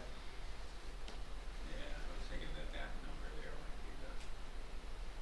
So it was the 8.6, is that what you said, Mary Ellen? That's what's on this I think- document. Mhm. Right, and that takes into account some of the increase in Yeah. inflation with materials and such that Right. we're looking at. Right, okay. Uh, So for the USDA grant, you wouldn't have to necessarily have half of the 8.6 million, it would be half of what the cost would be to improve just the envelope, not the pool itself, correct? You're right, the Okay. envelope and some of the structural components, it's not just but yes, yeah. Do you have that broken down where you have just the cost of what you would need, how much would you have to get Got it. from the USDA? How much money would you have to raise in order to spend the USDA money? So I do know that answer. I think I just said it. The 532,000. It's the 500 and something thousand Okay. plus using 400,000 from the money that the state came up with, so that's 900,000. Okay, But that would, yes, that is the. I'm just So it's gonna, 500 something thousand that we need to raise. and then that would release the USDA funds. Okay, and I'm sorry, I don't have the financials with me, so what, currently, money in hand, what does Shrek have We have 500,000 in the bank, right now? yeah. So you're short 32,000 in order to release the USDA money? So 400,000 of that is the state. That is from the state. No, so they need 900,000 total-ish. And they have the 500,000 from the state, so they need another 500,000-ish. Okay, Yeah. okay, So really, there's not, for the amount, for what needs to be raised, the 532,000 that needs to be raised, we really are kind of starting from zero. Okay. And what's the, like, I don't really know how much money a golf tournament would bring in. I mean, how long do you think it would take to raise those kind of funds to just be at that first step where we could use that USDA money, which seems to be expiring? Right. We need to do a lot of work. I don't know how long it's going to be. A golf tournament might raise 15,000. Oh, Yeah. okay. Right, so a grant, big grants are what So we need. the best likelihood for us, I think, I mean, obviously we need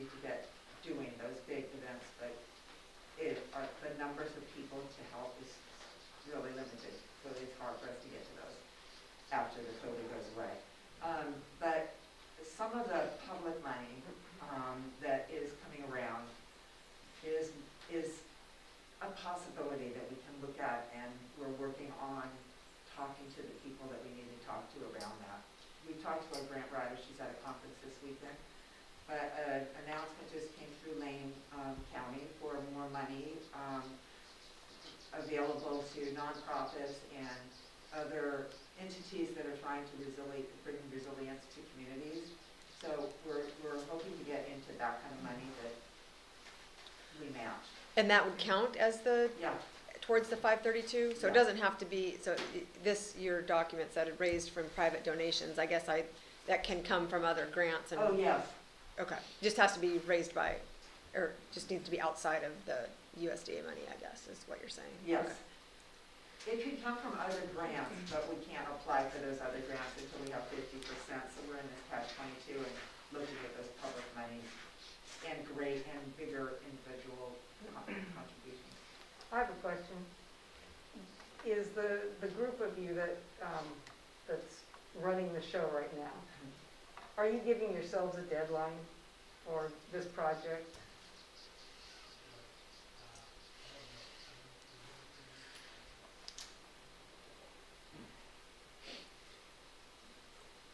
Yeah, I It's would, in our heads. We haven't vocalized it.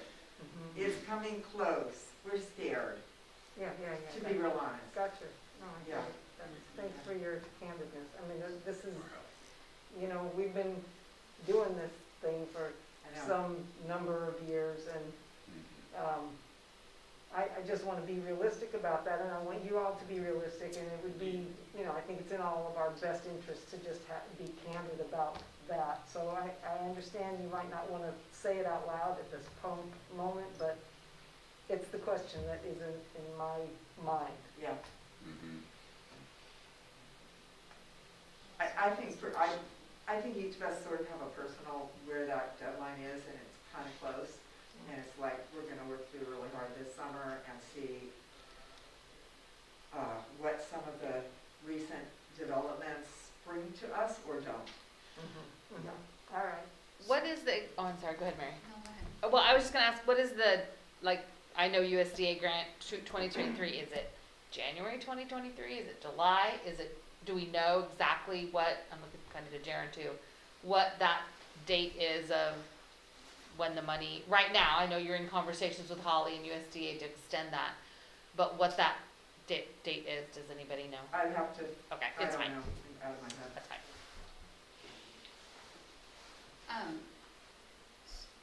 So, the monies that you're looking into, I guess, part of the hesitation and questioning is because, I guess I would really like to know, what steps have you taken already to get into those public funds? Do you already, I know you said you have a grant writer, but she's at a conference and you've heard about these some other times. So are you, by the end of May, going to have meetings set up with these funders to see if this is a project that they'd be willing to do? Or are you, this summer is right around the corner, I understand that, but, come the fall, and if we're supposed to kind of have a game plan and know if we're gonna be able to use these funds come January or maybe June or whatever, in the next year, that's within 12 months. I guess I'm just curious, what steps have you been taking? I know there's just so much talk about money and funds and things that are available to all sorts of things, like you said, nonprofits and community revitalization. So have you been to those types of meetings and listening sessions and talked to the appropriate people, or are we just hoping that that's an option and haven't really pursued it yet? So I've spent hours on the phone and in meetings with Don Leslie, who, as of the election, is running for the commissioner position. I don't know what's going to happen with that, they're really close neck and neck. Our grant writer meets continuously and communicates continuously with the Ford Family Foundation, Murdoch Organization, the Meyer Memorial Foundation. The conference that she's at this weekend is called Regards to Rural. It's put on by the Ford Family Foundation. Yeah, I'm gonna be there. Great. So that's a communication networking opportunity. The public money that I was talking about, literally came through my email like 2 days ago. So we are doing all of those things. I have to say, the whole thing is so sad to me, and it's because I think about the kids. I have a huge passion for this project, but I do realize what you're saying. When are you gonna let go? I could let go right now if you want me to, but the pool is sitting there, and I feel like there are kids that need to learn how to swim. It's a safety issue. I feel like there's a community that needs to be able to communicate with each other, not be isolated like this poor young woman and everybody else. There's kids that go home and are locked in all summer because one parent works, there's not another parent, and so kids don't go outside because the family says it's not safe for you to go outside, we won't be here if you're hurt. So they're locked in during the summer, or they're not, and then they're unsafe. I can see them from my river view when they float down the river without a life jacket on and the baby in hand. It's terrifying and it's sad, and I think this is an opportunity for us to get the mental health statistics up and the wellness of the community, and yet none of that says money. And so I'm not yelling at you, Passionate. Yes, I mean, I hope you see my last name, like, there's a very important person in my life that is very invested in this project. I know. And so, I mean, I understand what And you're saying, and all of those I'm- reasons are valid, it's just execution too. And I think maybe that's why he and I are married, because like he's that guy and I'm this person. So. As far as the USDA money, I mean, I don't need to say this, so let me start with respect to the huge job that you all have to do, jobs that you all have to do at home and in school and on boards. The USDA money came for both of our entities, and yet there are 4 people that are either retired, right now there's 4 on our board, are either retired or working full-time, and also with families that can only do so much. And it's not that I mean, I could do more, but I can't. I don't know what more to do. So I can't be the one on our board right now to say, we're giving up in September. I don't have that date, but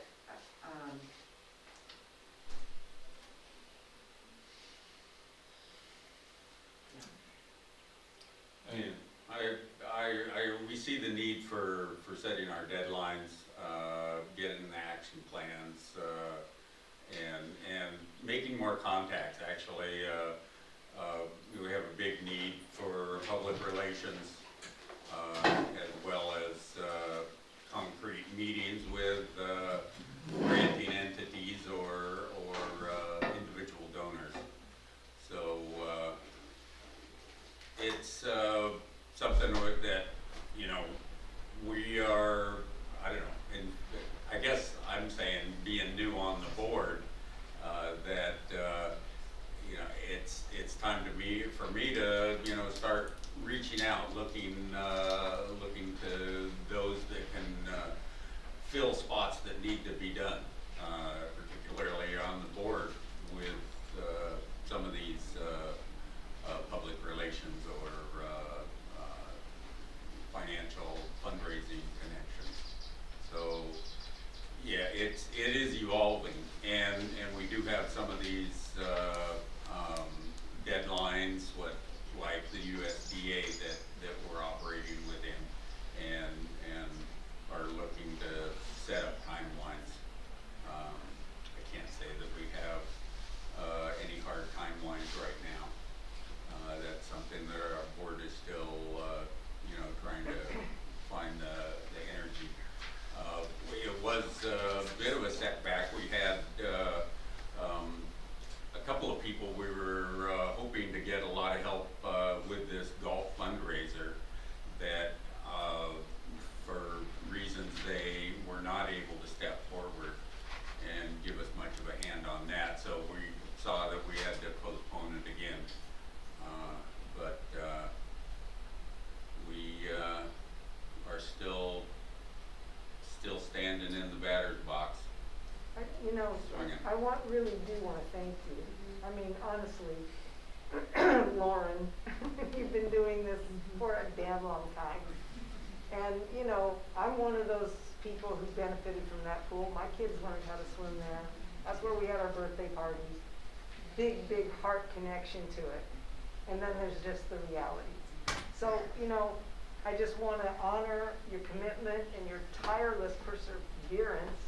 It's crazy and beautiful. And I really, you know, we're in a hard position here. You're in a hard position, but we have to move forward. That's what this board's going to have to do. We're going to have to move forward. We're going to have this conversation, because if we keep having this conversation year after year after year, we're putting off the inevitable, which is that building's going to be something. And when we want to know what that building's going to be. It can't just stand there and be vacant. It has to be something. It has to benefit the community.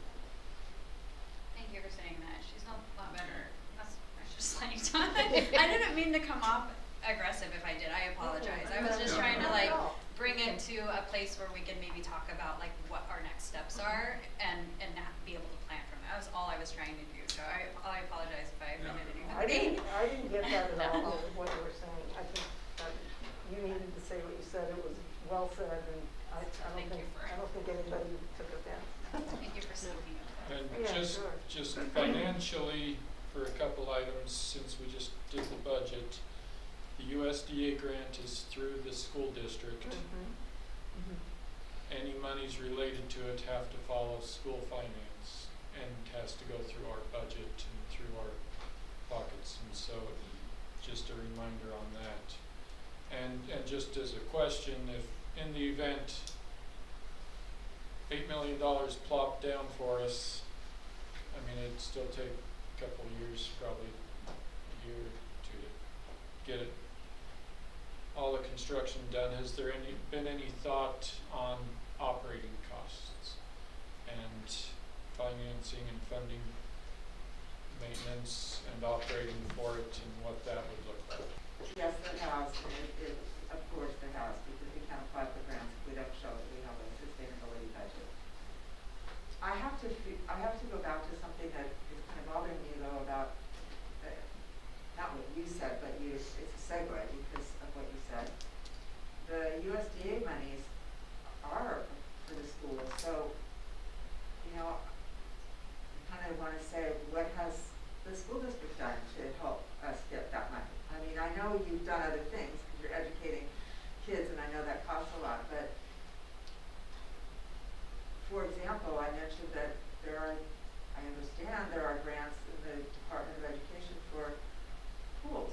So can we look at that? Well, you know, there's a reason why the pool got shut down. Yes. Yeah, and because we're a school, we're not a park and rec district, and we decided as a board that we couldn't run a pool. We just couldn't do it.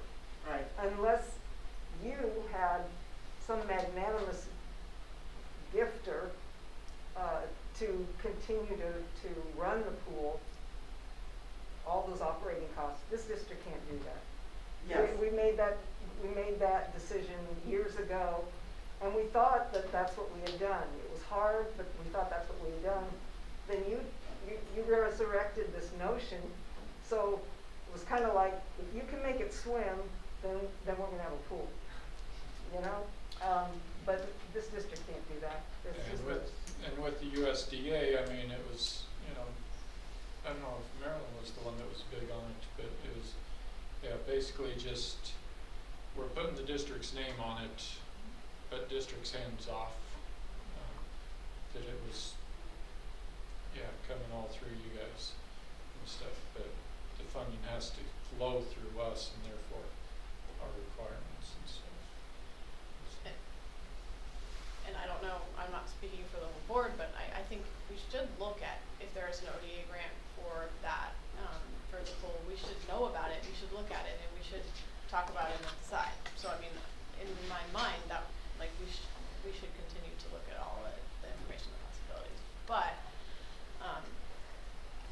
you know, I think not with the idea that the school district is sort of going to run the pool. Like if there would, you know, that I don't know. I don't mean to change the conversation, I think, from where it's at. But I also think that it makes sense to look at all the options and assess them. So yeah, if there were education, ODE funding and stuff,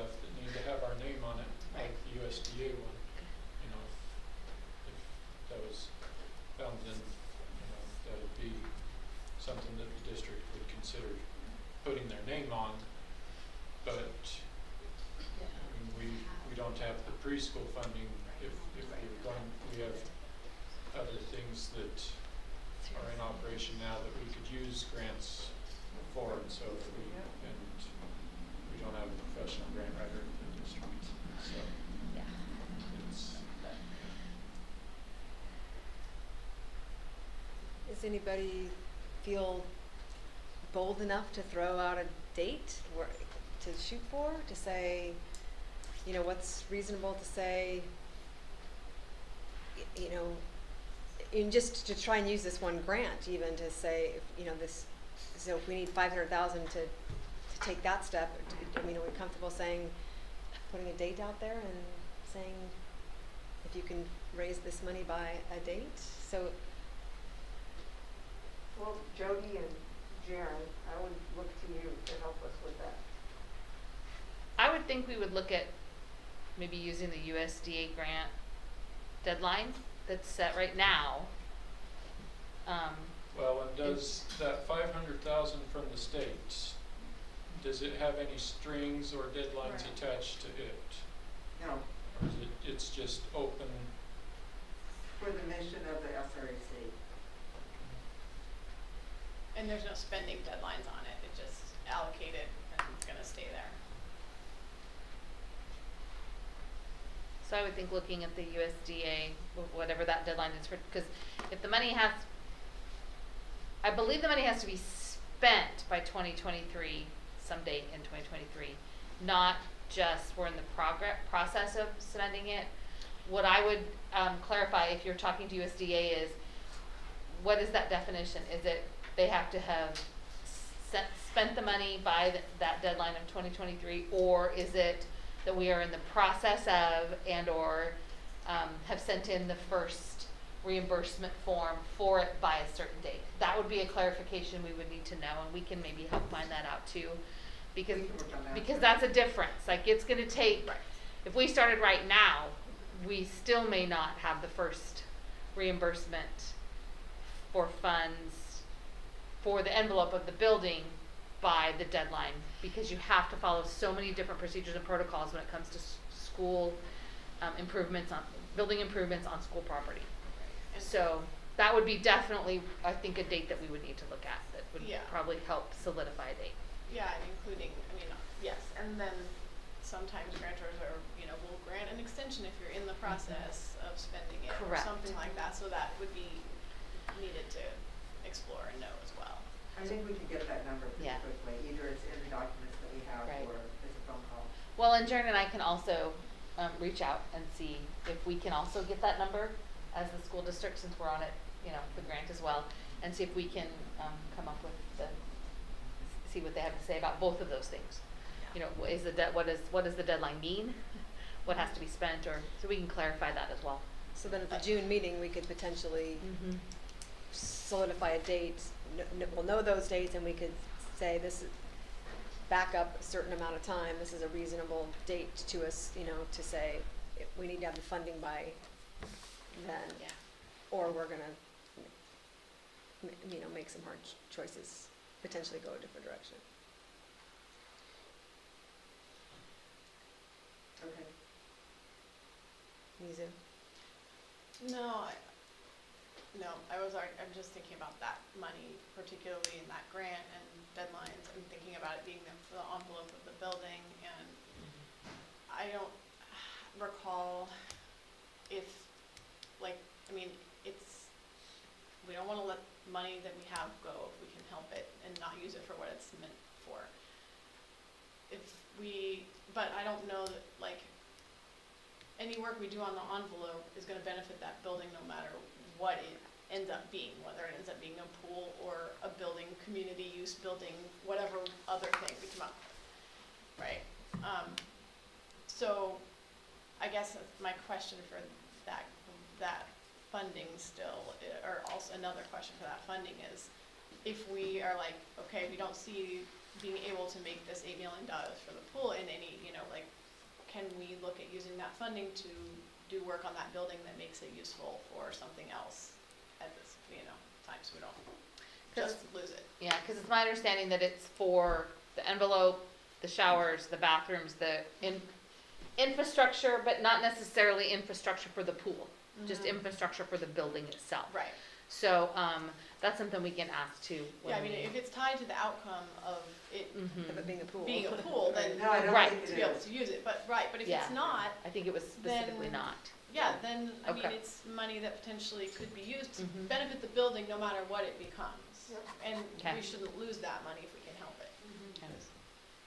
I don't know how you feel about that, Lauren and Neil, but. I don't think that the last phrase, no matter what it becomes, I think that at this point, the USDA sees it as being a facility for the needy, community residents for showers and washing machines and like that. Sure. That might be something that can be renegotiated, I don't know what USDA's parameters are. Right.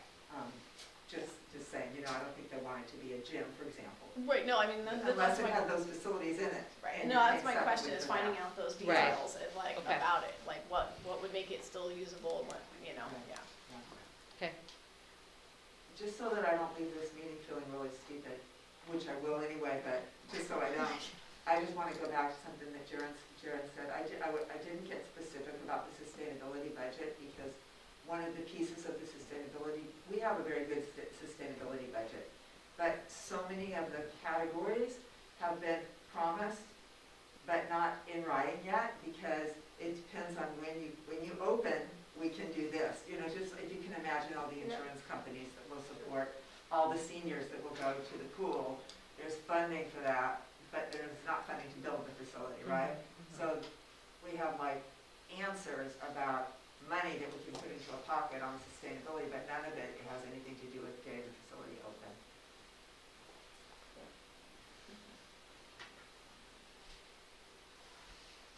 Thank you for asking us to come and share.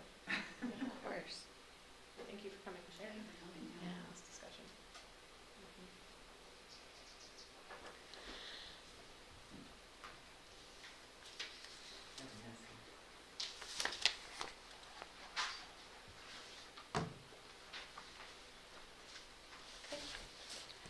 Okay, so we'll track down some dates of the actual date in 2023 that seems to be the final deadline, and we'll also kind of clarify the uses of, what the building needs to do in order to get the funding, yeah. What acceptable uses of the funding would be Yep. that we. Yeah, that so those what kind of might two be pieces.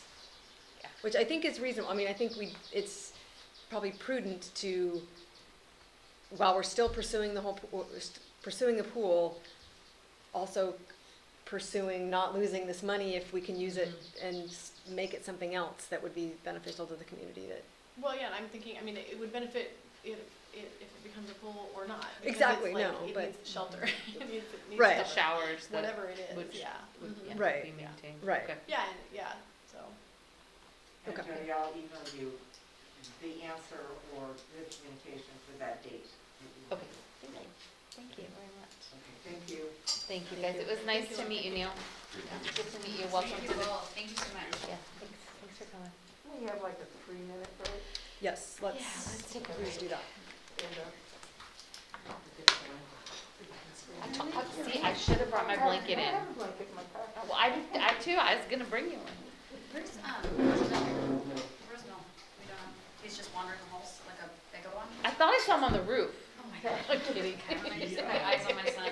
All those kids, other than Kayla, when we were done yelling in there, they all like, This is not great. Okay. Are we paused, Jaren? no, Okay, we're not paused. Good to know. okay, thank you. I was. Oh, we should talk I about- was altered. Huh? You I did? was altered, yeah. Okay, well, we should go. So not all of Mapleton School District Public. Needs to Know how our needs kids to are know getting what our home kid- tonight. Yeah, yeah. We better chat.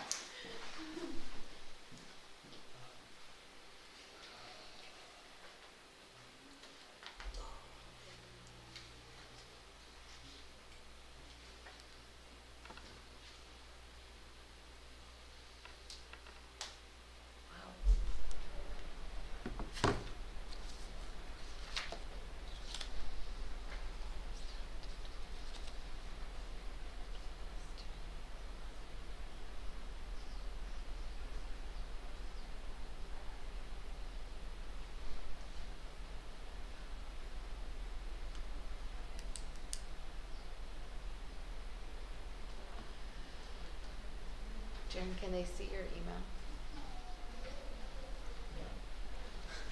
Just making sure I've done that before. Don't look at that clear. Where exactly on the agenda are we? Because I know it moved a Okay, tiny bit. so we are coming back down to right here, to my principal report. Okay, so I'm going to Yeah.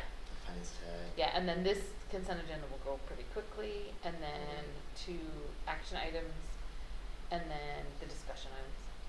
So, yeah. Roughly, I know it's weird how to talk is Yeah. and stuff. When it gets to the what is it? So like the basically the final thing, the 10.1.5. You know roughly time wise, you think? 7:30.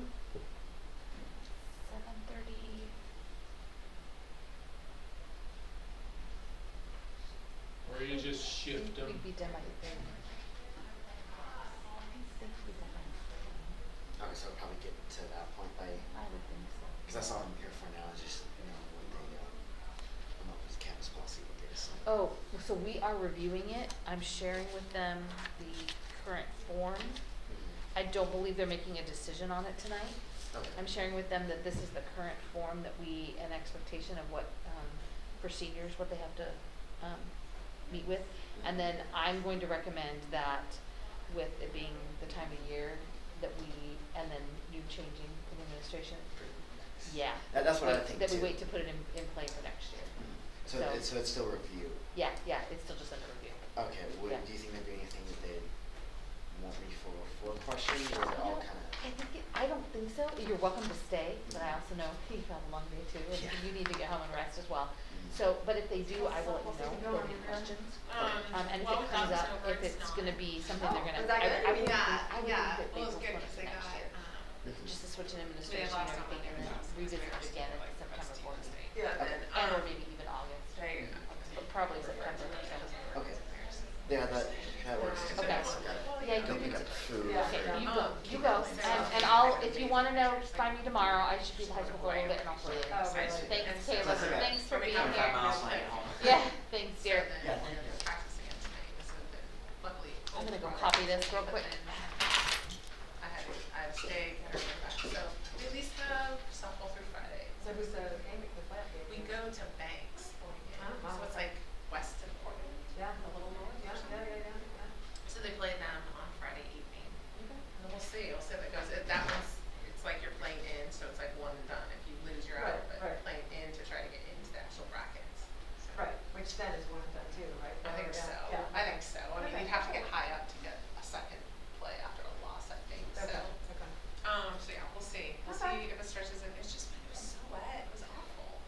So she had a lot of rainouts, or they just We been playing in the rain? we were able to move the couple that got rained out to I mean, we only had like one that lasted after season, which was just from Friday to Monday. Oh, okay. But, so we were able to make them up pretty good, but oh yeah, they had one that stopped in the rain. We were ahead by 11 points, we were basically continuing, and then we're gonna come back, and it was literally, the game started at 5, and then I looked at my phone at 5:15, but that was just to finish it, I'm like, it was so dumb to come all the way out there for 13 minutes. Oh my But, God. Probably know a yeah, little of it's the just history of nice. that movie.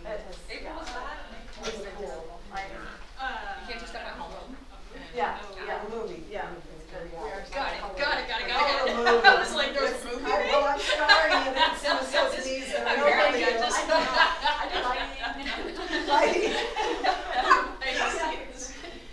Oh, Mary's wow. gonna dance and sing it. Yeah. It That's was right. a musical. Yeah. It was straight to TV though. You probably missed it. For sure. Oh, God. Okay. Oh, man. It is great. Yeah, that's because We're not shutting the window. Oh, he must have gotten wind that I was looking for him because he texted me and said, I am still here, just letting you know. Oh, you should text him and tell him you're already home. Sorry, that's the, The fun. No, I did. I said, I left. Where the hell are you? Oh, that's perfect. Okay. Okay. Okay. We've been here a long time. Yeah. Yeah. Superintendent Elementary Okay. report. I will make it quick, but I do have stuff to share.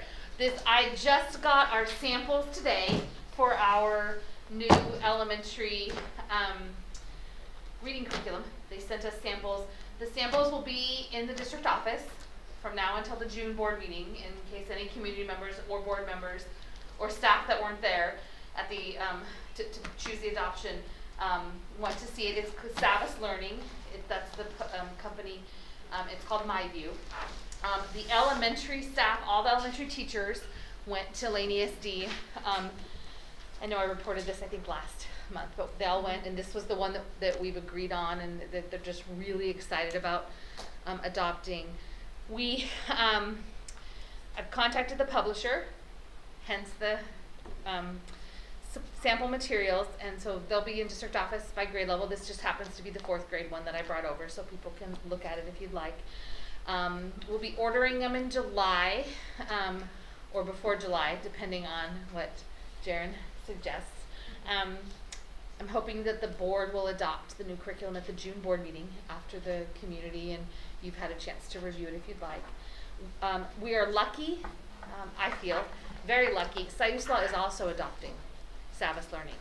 And so I've already been in communication with their elementary principal, and we will be combining professional development so that our teachers that are implementing it here at the elementary will have a partner that is also implementing it down in Florence. And so they'll have some collaboration time, not just at the beginning of the school year, but the principal, Amy, down there, and I have talked about for next year to provide ongoing PD.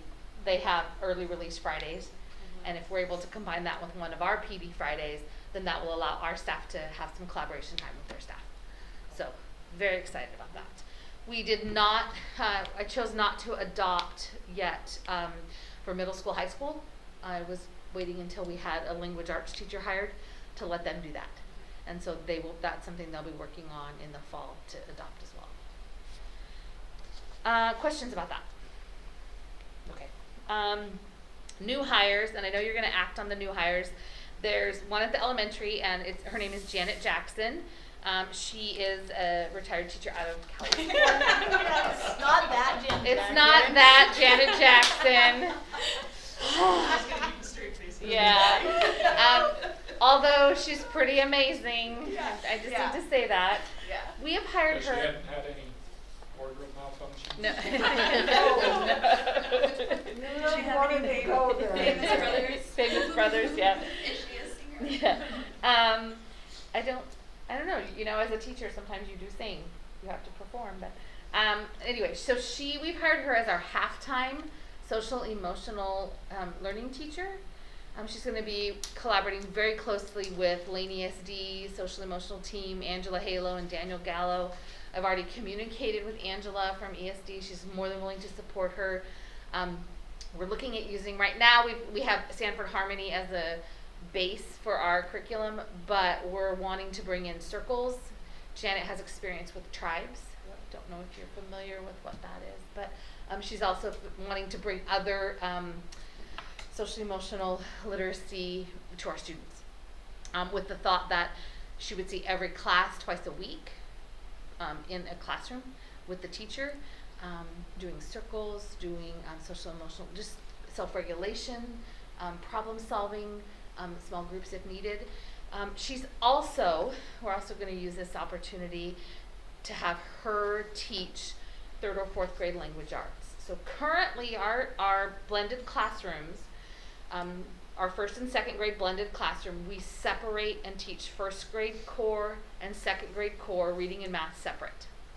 However, for 3rd, 4th grade, we still combine for language arts instruction, and we separate for math.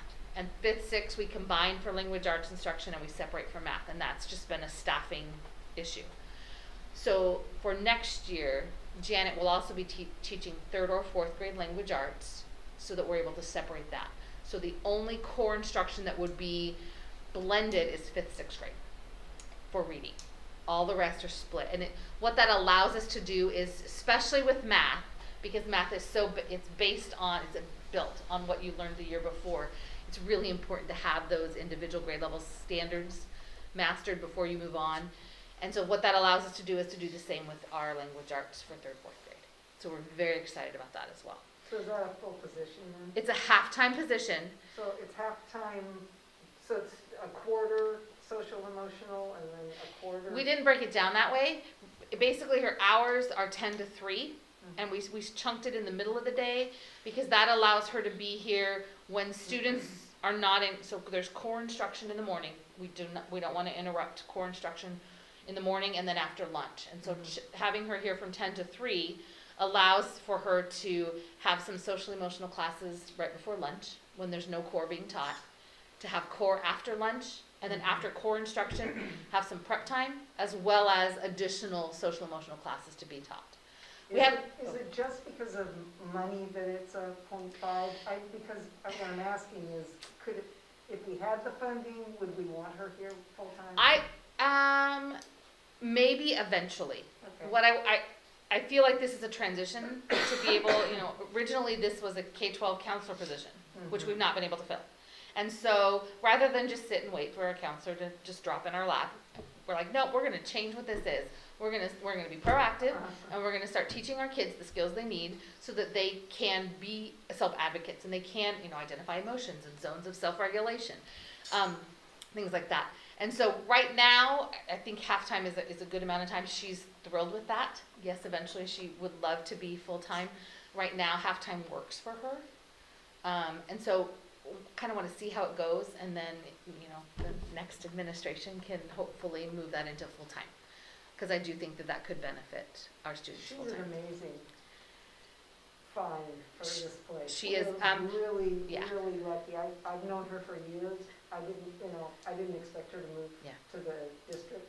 But We here actually- she is an Yeah. amazing, we are so lucky. We actually interviewed her 6 years ago. I interviewed her. That's right. And That's so she cute. wasn't able to come. There were circumstances in her life that prevented her from coming, and I'm sad that I'm not gonna be able to actually work with her for, her first year here, but I'm just thrilled. She's really been helping us out this year. Yep. These last couple months as a sub, from preschool all the way up to 6th grade, so, we're very excited. Staff are very thrilled to have that support. And then we also hired Christine Henry, she goes by Krista, for middle school, high school math.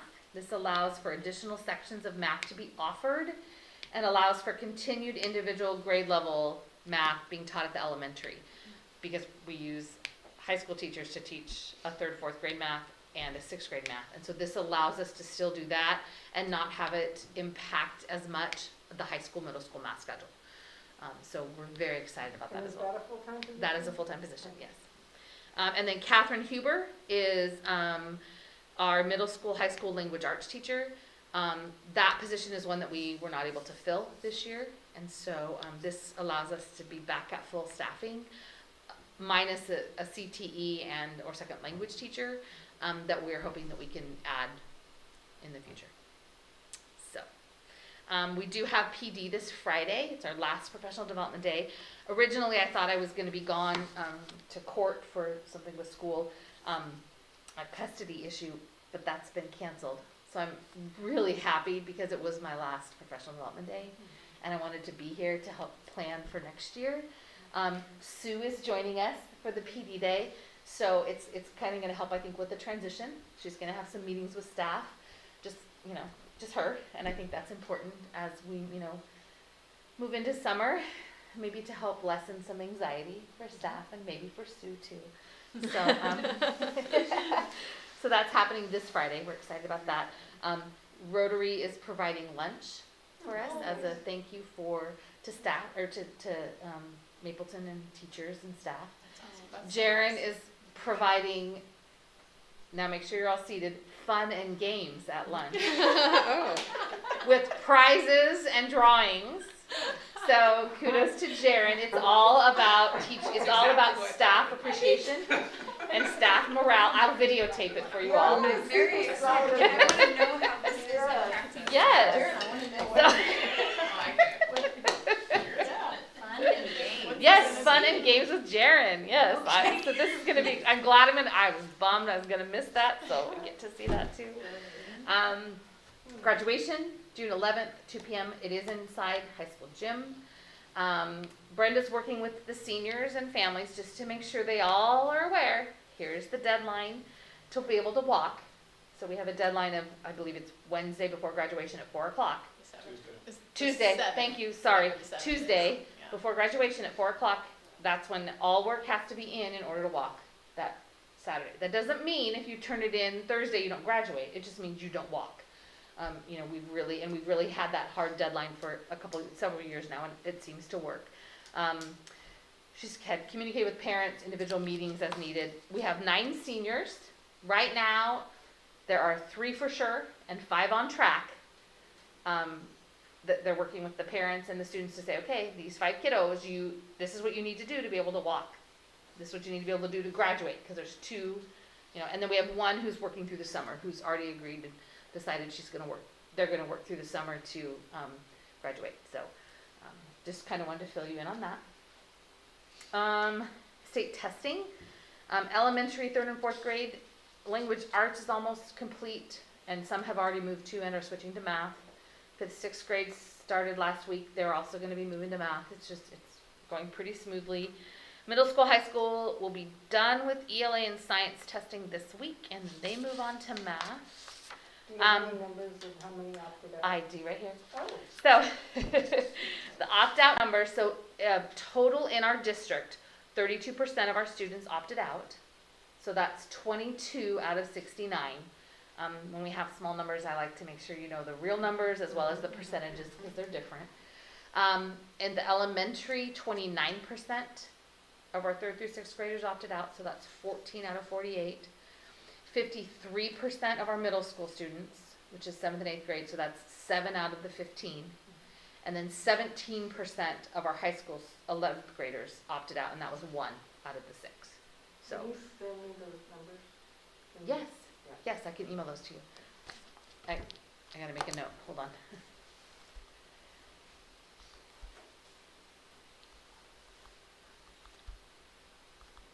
Okay, so that is a 68% participation rate.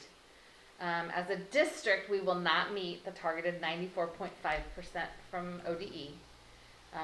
Basically what that means is when the state report card comes out, state report card has not come out for the last 2 years because of state testing and COVID, and it wasn't required.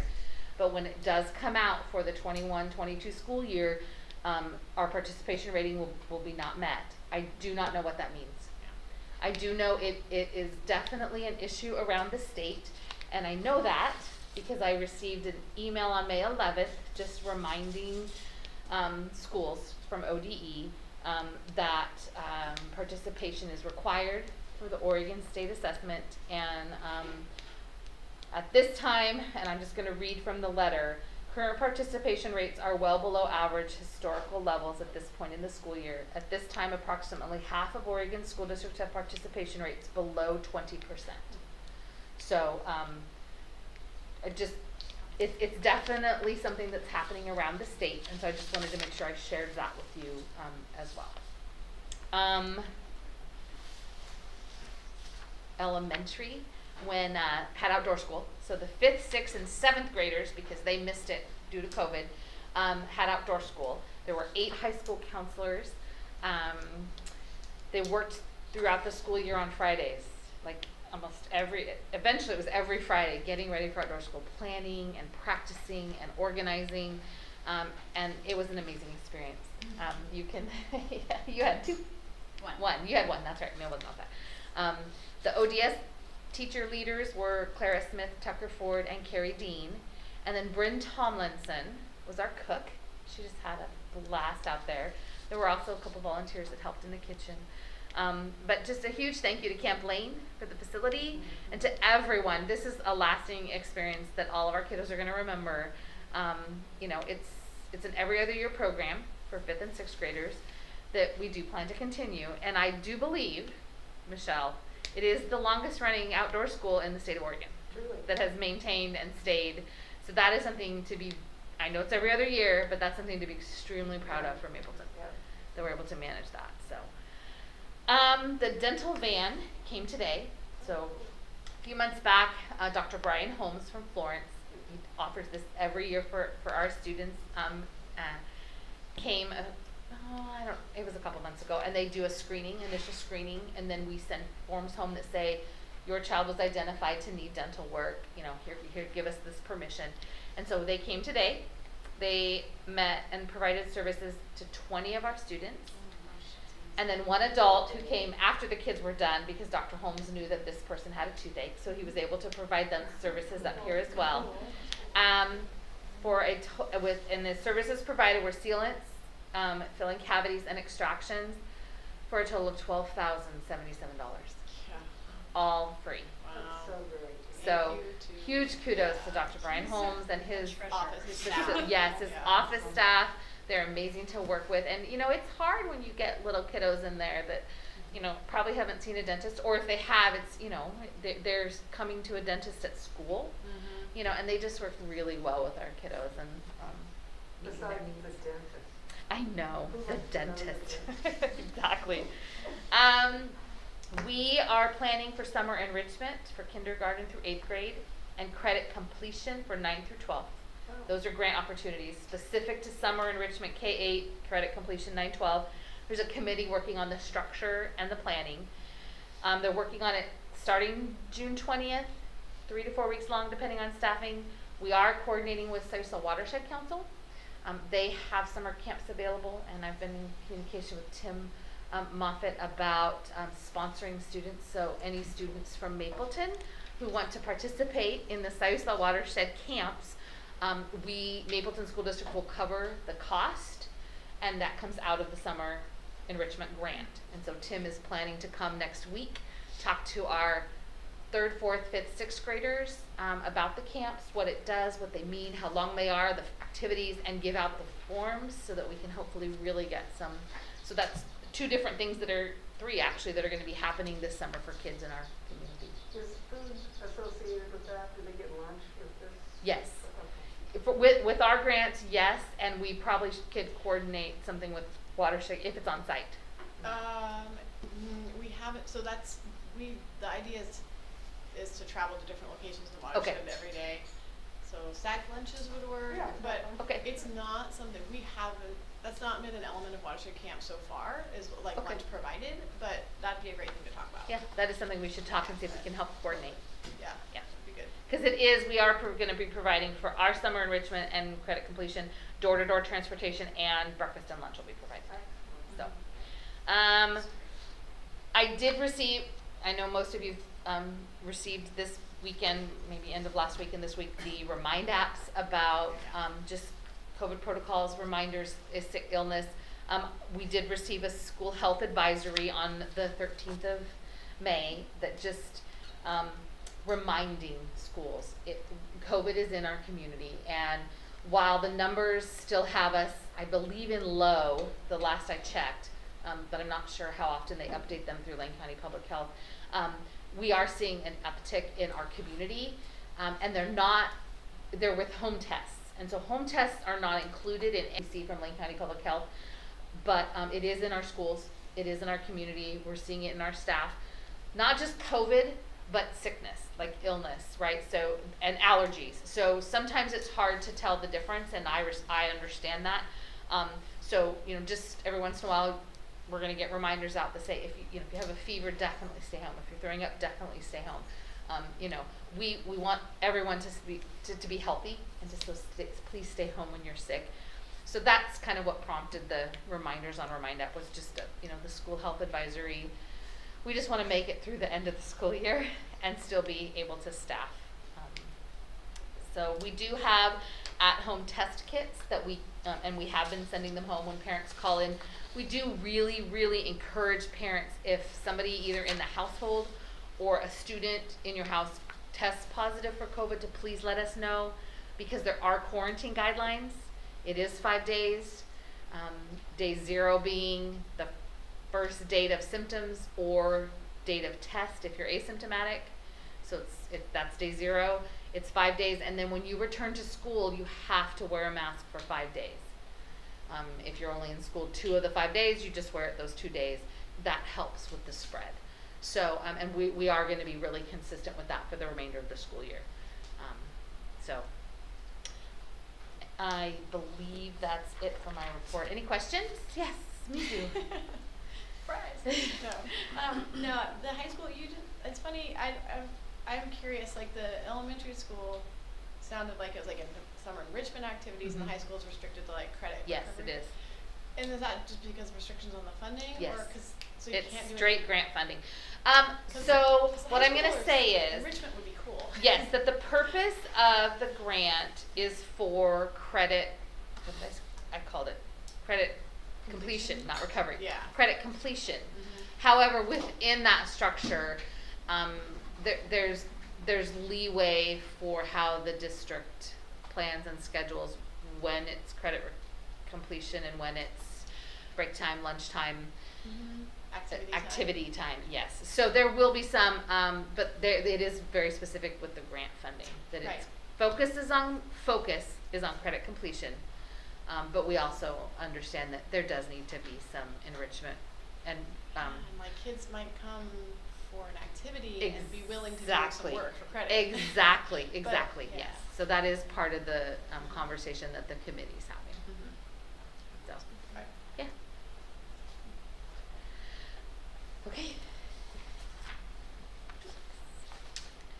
Finance tech documentation, anything? What are the highlights, Jaren? $6,000 check to Lane ESD, that was for rural school group. Mitchell's Faulty Carpentry, redoing the doorway for the freezer, if I remember right. $500. Chinawa Indian School, I believe that's the tournament.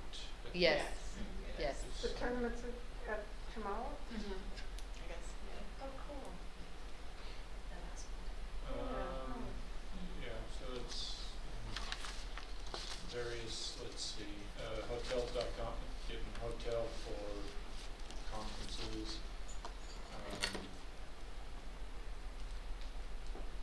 Some food ones from doing food for staff. Yeah.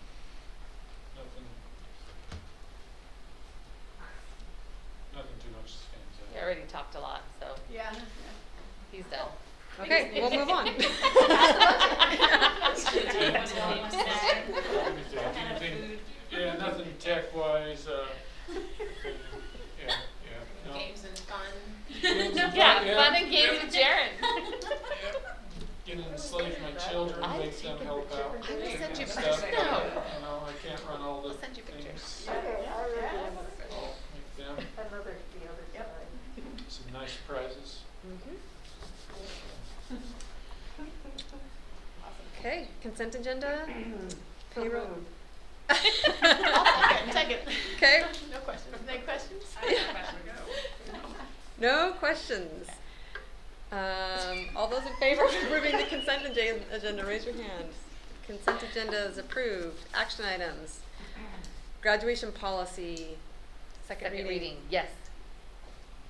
Any questions? We did the first reading last Mhm. meeting. Were there any follow-up questions from the board?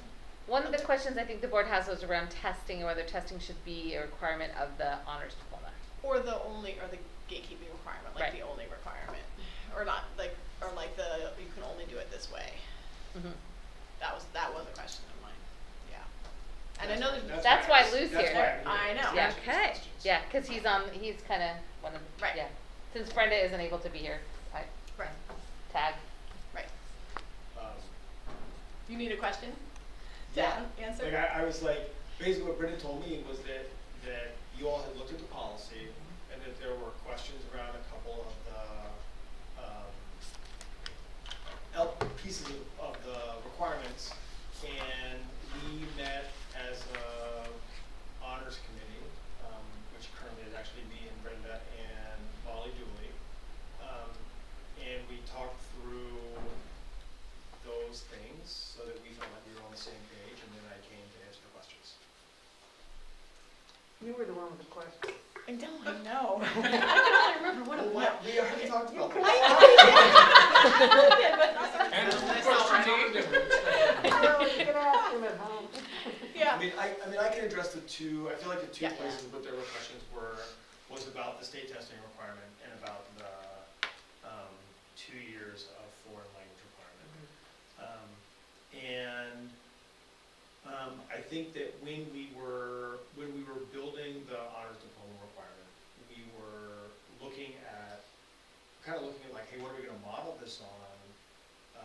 And sort of thinking like, what are the requirements for kids to be going on to a four-year university? That seemed like as reasonable a bar as any that we could kind of base our decisions off of. And so both of those at that time were requirements of going to a four-year university, being able to, you'd have to have 2 years of a foreign language and be able to score a reasonable score on some sort of standardized test, whether that was an OAKS test or SAT or ACT. I think we left that piece up in the air. Amongst some of the other requirements on there, and I don't know how much you all want me to go into like detail about our thinking about why we built the honors diploma and like why it's built the way that it is. So after your discussion, do you still feel like those are two important pieces of it? Well, with the language requirement, like, yeah, I think it is. I think it'd be very challenging for a kid who is a junior this year to meet that requirement since we don't have a language teacher. And I think that asking a kid to either do that through some sort of like family initiated thing or to do it through like Edgenuity or some kind of online program, like that doesn't feel right to me. That just then becomes like a hoop. So I think as we did with the testing requirement, there was no testing the last couple of years, and we said, hey, we can't, like, we basically gave kids the waive for the testing requirement. I would assume, like, I guess what I would say is I'd like to keep the language policy in there, but also with the understanding that, like, if we're not providing that service, we can't be holding the kid accountable to meeting that thing. So I think we felt, like as a group, we felt good about the language requirement. What we said about the testing requirement is that we thought it was nice to have some kind of an absolute bar because like to go into like kind of the details of it, the honors classes that have been offered so far to date in the building are Jesse Nelson's College Now language arts classes. We felt like any class that was going to be a college credit class would by definition meet that requirement. Sean O'Mara's Western Civilization classes, my engineering classes, Julian Walker's business classes, and that's the sum total. And what I think has been really great for the kids out of those is that what they get from Sean, he teaches them a really particular academic skill set. And that's a really different academic skill set from what I'm teaching them. And that's really different from what Julian or Jesse taught them. And I think that's great, but at the same time, it's kind of arbitrary. And so that like, you know, a kid who, there's just like a lot of variation because we're really different teachers and what we value is really different. And the reason that we put the state test requirement or the standardized test requirement is we felt like, hey, this is an even absolute statewide bar that we like, that any kid who can do this has demonstrated like, hey, I've got all this general mastery. We also all agreed that it's not the hill we want to die on. So if you all as a board are like, we don't like it, I know there's been a lot of discussion in the board about state testing. Was there conversation around when you talked about the state testing or standardized testing, was there talk around also allowing the work sample Like a demonstration in lieu of? There was not. Okay. Because some kids, even in they're in honors classes, they don't test well. I mean, testing on a standardized test is an ability some people don't have. Brilliant people. Absolutely. And also, many universities are doing away with that requirement. I mean, we are moving into another way of viewing it. I'm not speaking for the entire board. That's, you know, I'm not a big proponent of standardized testing. Yeah. I mean, there's lots of honors programs out there. Do they require that? Do they require that? Oh, I should have prepped this question. I know that we looked at a lot of other honors stuff when we built the program. I think that we tried to model it on what other schools had done, but I also know that there's some places where we intentionally did not.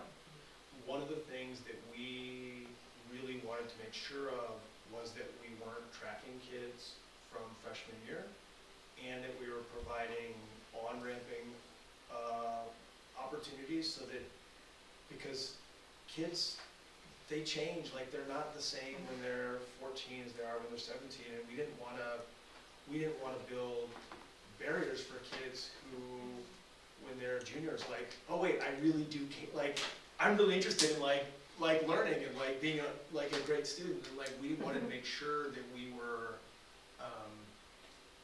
leaving those opportunities open and being really welcoming in terms of bringing kids into honors programs. And so the total requirement of only 6 honors classes is actually very small compared to what a lot of other schools require. But part of that was to try to incentivize a kid who's a junior who realized that they wanted to take an academic path, that they still had that opportunity and motivation of like, oh, I can still get an honors diploma even though I was an academic disaster for 2 years.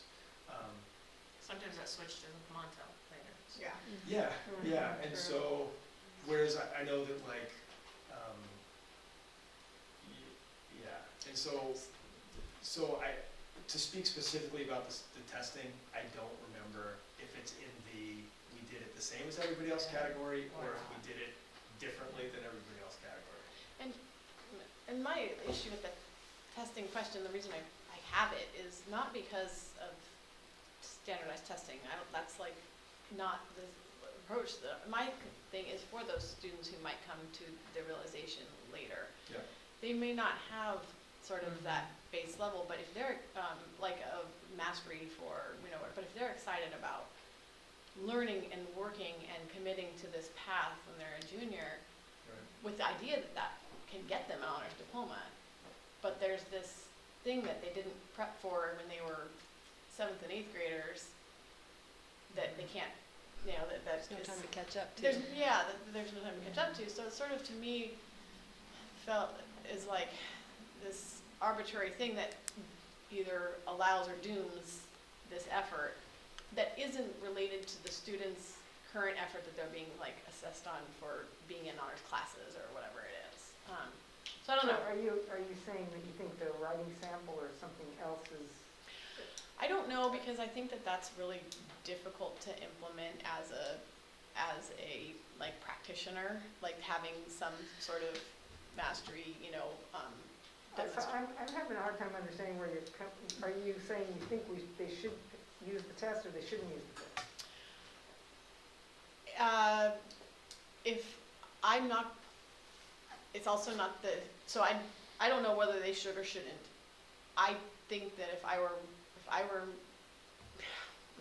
making the policy, which I'm not, I don't want to answer as a school board, but I don't think that the test for me fits in with that idea of allowing students on ramps, and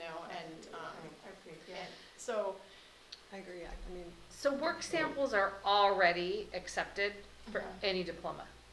So if you don't pass the test, work samples count. So that structure is already in place for students. Right. So if you wanted to say pass the standardized test and or a work sample, and then it could be either or you just leave the testing out and the work sample already counts for all the other diplomas. So I think that's kind of the way to meet both all the concerns that okay, you have the state testing, but you also have the work sample. So it's Well, just to toss out, what level are we talking for cut scores on the tests?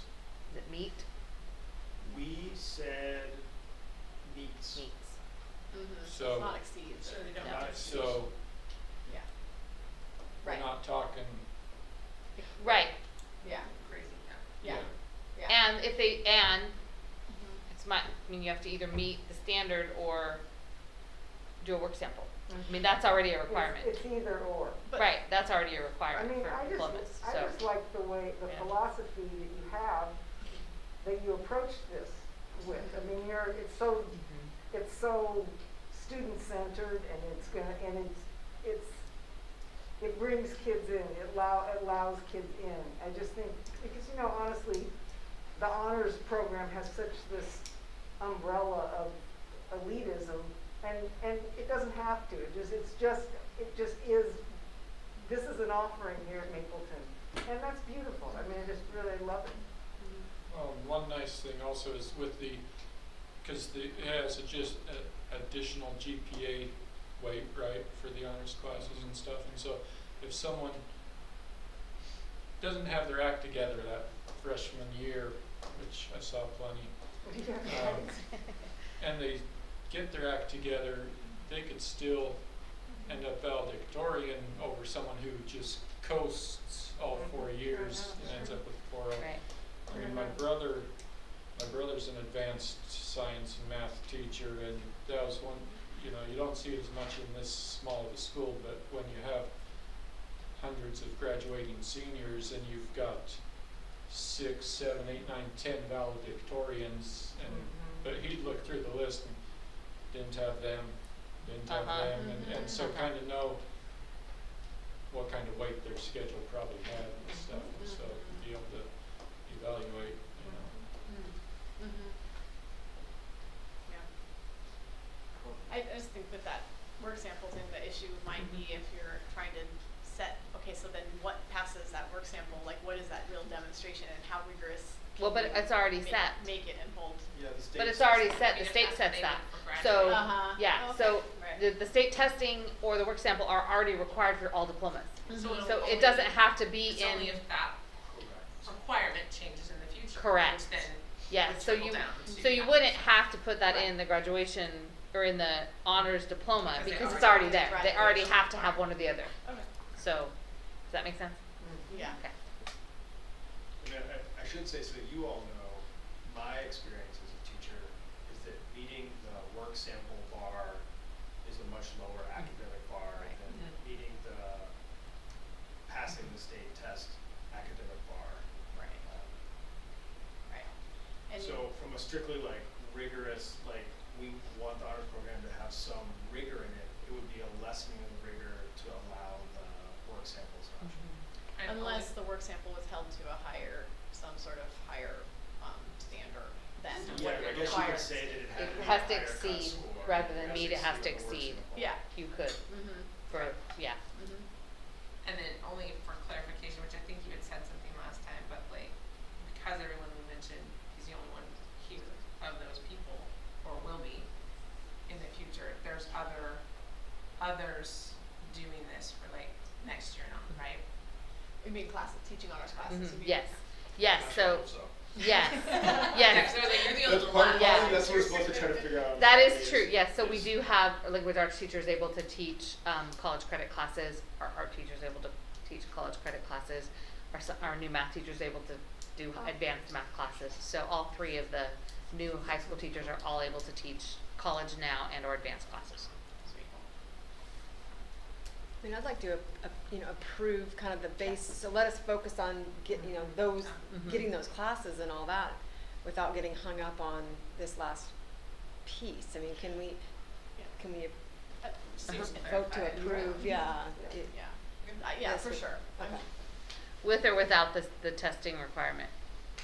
Yeah, I mean, think I'm hearing don't without wanna the get- testing Or requirement. just say don't put Yeah, it in, don't it's put it already in. required. Yeah. Okay, Okay. just clarifying. Yeah, and not that, we couldn't hear a different proposal a year from now when things are different, but just to get us going, I think that's what I'm hearing where we're at. Just, do we need, So we gotta- so Can I need a clar- motion can I and, clarify? sure. So you all are gonna approve the policy as it's written, but without the testing requirement. Okay. If that's what the motion is. So moved. But then, and then we're not approving, like, there's no substitute, like, there's no other, we're not giving you a chance then to like put something else in there as a requirement or I mean, anything like I that. said, when we spoke about it as a group, we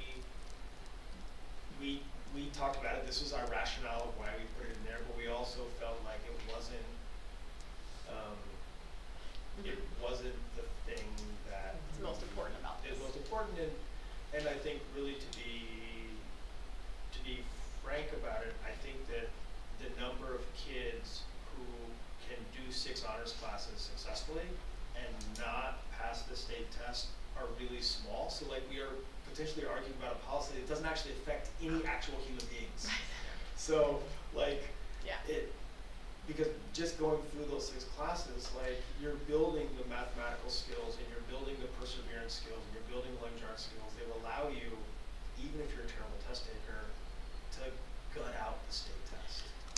And so But requires you to take it. My worry is that it as a deterrent. So like if you're talking to freshmen and sophomores and you're saying you're getting this, you have to have this, and they're looking at it and being like, oh well, if that piece is in there, I'm not going to do it. Which there are plenty of freshmen and sophomores who might do that. I don't want it to be a deterrent to them. Not that they wouldn't eventually be able to pass it. Like I would think, be confident that they could eventually pass it. Right, no, I think maybe my point was misinterpreted. What I'm really saying is that I feel like if we do a good job of building the honors classes and do a good job with our instruction in the classroom, and the students do carry their load of meeting our expectations, then passing the state test is somewhat superfluous because Yeah. This should be. They'll have the skills. And it's gonna mainly be your junior and senior year where, because freshman and sophomore year, you're tracked into math anyways. You've got English, you've got science and stuff, so it's mainly those later years when you gotta really pick to add those additional credits on that you have to take and stuff also. And so then you'd kind of start deciding, okay, I can take this test too. Yeah. And as another note, Brenda had talked about it with the language arts and with the honors classes and stuff. We were going to just footnote the language arts and footnote the honors classes, and just put a footnote on there of dependent upon availability. Okay, that's great. Perfect. So That's all. That was the Which only means thing. goes to the language requirements. Yes, also. that's the only thing I can was that there was some little acknowledgement that we can't offer it, we don't get it. I know. Okay. I think I thought the same thing. All right. Underdressed. They're passing notes in class. And I'm the liaison. I feel like I'm gonna be interested. It was the opt-out numbers. Thank you. All right, so we need a motion then. So we need a motion. Okay. So, I move to approve the graduation policy. Do I need to explain As the honors? discussed. Just for the As honors. As discussed, there we go. With the edits discussed. Yes. Is there a second? a second. Okay. All those in favor of approving the graduation policy with, as discussed with the edits we talked about, just raise your hand. Motion I love passes. how we got to watch Mizu and Lou work out their. That was good. Well, Just call a meeting then. also, then Lou, maybe you would pass on to the other staff who's been working on this. Like, it is an awesome thing. It is an awesome opportunity for our kids, and you all are putting a ton of time and effort, not just into the instruction, but into the development of the program, which is so hard to start a new program. So, anyway, just please pass on to the other staff members. Thank you. Okay, 9.2, we have three staff members to approve the Yep, offers? hiring. Approve of the hiring Yep. of? So moved. Seconded. It's been moved and seconded. All those in favor of approving the hire of the 3 staff members? Yay. Good work on that, everybody. Especially Miss Jackson.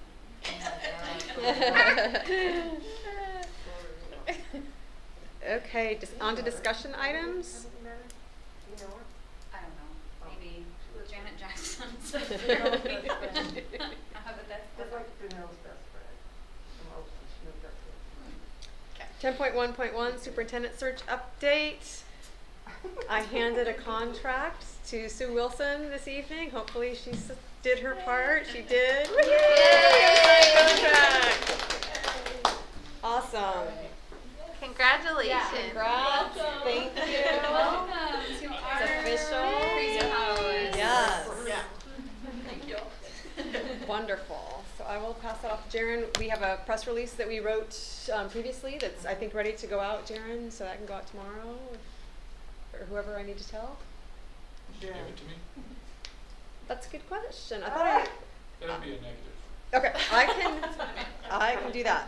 or at least not that I would. I might have, I might have only shared it with the board instead of the group email. Okay. I can do that tonight when I get home. So thank you all for your help in that process. I'm glad we have a successful conclusion. Thank you, Mary Ellen. Oh yeah, no, it's good. Yeah. It's very good. 10.1.2 Equity Committee. Do you have any updates from the Equity Committee? Yes, I can update. Brenda's not here. So we continue to meet every 2 weeks. Currently, we are centering student voice. Part of the reason is because the school year is coming to an end. So we really wanted to give the students an opportunity to speak so that in our action plans through the summer, we can hopefully implement some or report some guidance maybe for some equitable outcomes for our students. Amelia's presentation was one of them. The upcoming one is there is a group of our African American male students that are going to Eugene weekly and participating in a Voice to Mentors program through Lane African American Black Student Success. Those students are Tristan and his brother Dominic and Romel. And they are going to report back to the committee similar to how Amelia did, just speaking about their experience and helping guide some conversation about some potential things that might pertain to equity, especially within the school walls. After that, the focus is going to be on getting community involved. So we would like to have some members from the community join the equity committee. There have been some names thrown out and some invitations, not a lot of traction so far, mostly due to busy schedules and and a lot. But some interest. We did add Terry Johnston to the committee, which was amazing, and we're also hoping to add Amber Tucker. So we have some just some more voice within the school district and staff. So things are moving along. I don't know what else I should say. That's Is that fine. good? Yeah, that's great. It's late too, so I kind of want to keep it short. I'm happy to update you every month, or Brenda and I, because it's been, as it's gotten some traction and it's really starting to move, I feel like that some real positive action can come out of it, which is why I wanted to be on it. So, yeah. So I have a question. Yeah. When the equity committee first convened, there was a real focus on curriculum. And I'm wondering, I can't tell, is that like, is there like, Before I was on it? yeah. Mm-hmm. Oh, gotcha. Yeah. Like how is it going, how will we take equity and steam it through our curriculum? Yeah, I mean, I think that's part of the focus for the summer, and that's why we're talking about, we're centering student voice now. Cool. Because, right, so this curriculum is for the students, and so we really want their perspective. Mm-hmm. And adding some more staff that kind of crosses the gamut of our entire school district,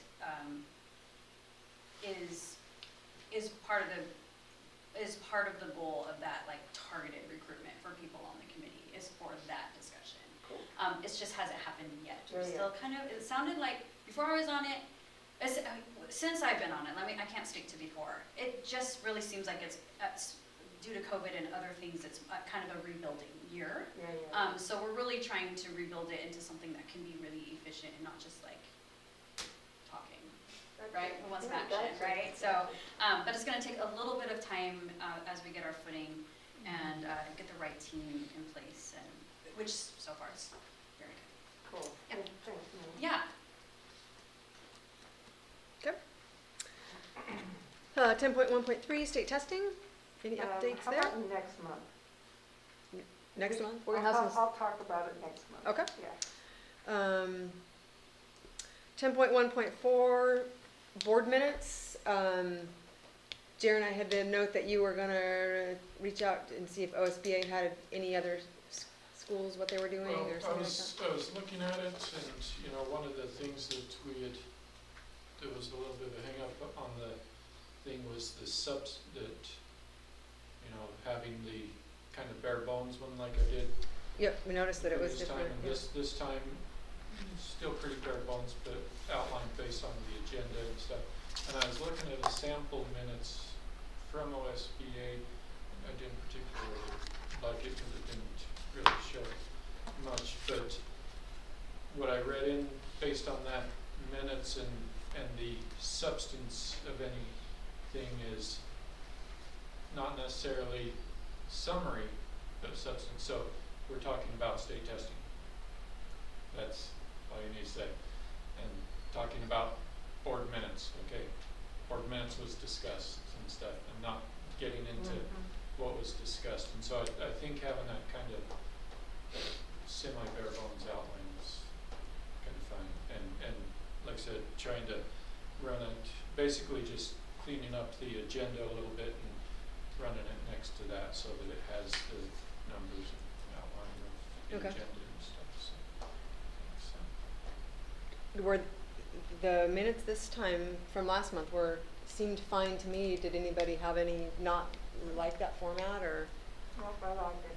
Okay. And again, I mean, we've got the recording. I mean, we may not have it forever, but for right now, you can. Someone cares about it probably. Yeah. For a year or two until someone Yeah. predicts. Okay.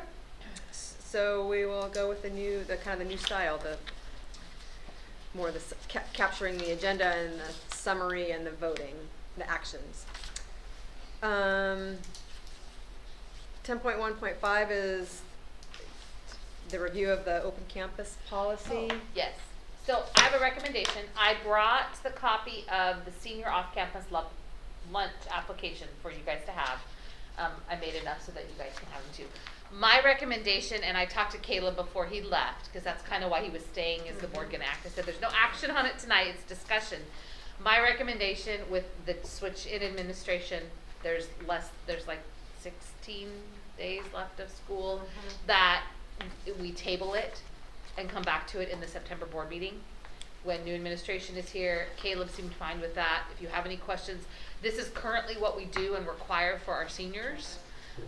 And just so that you guys are aware, and then I would just suggest tabling it until September. Okay. So. Yep, that sounds like a good.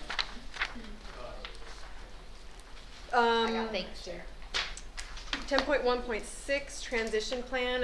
Now that we have hired our new superintendent, just wanted to sort of put out there that kind of the next important step is going to be transitioning from Jody's retirement to Sue taking the reins and trying to make that as smooth as possible, and being able to use your expertise as much as possible.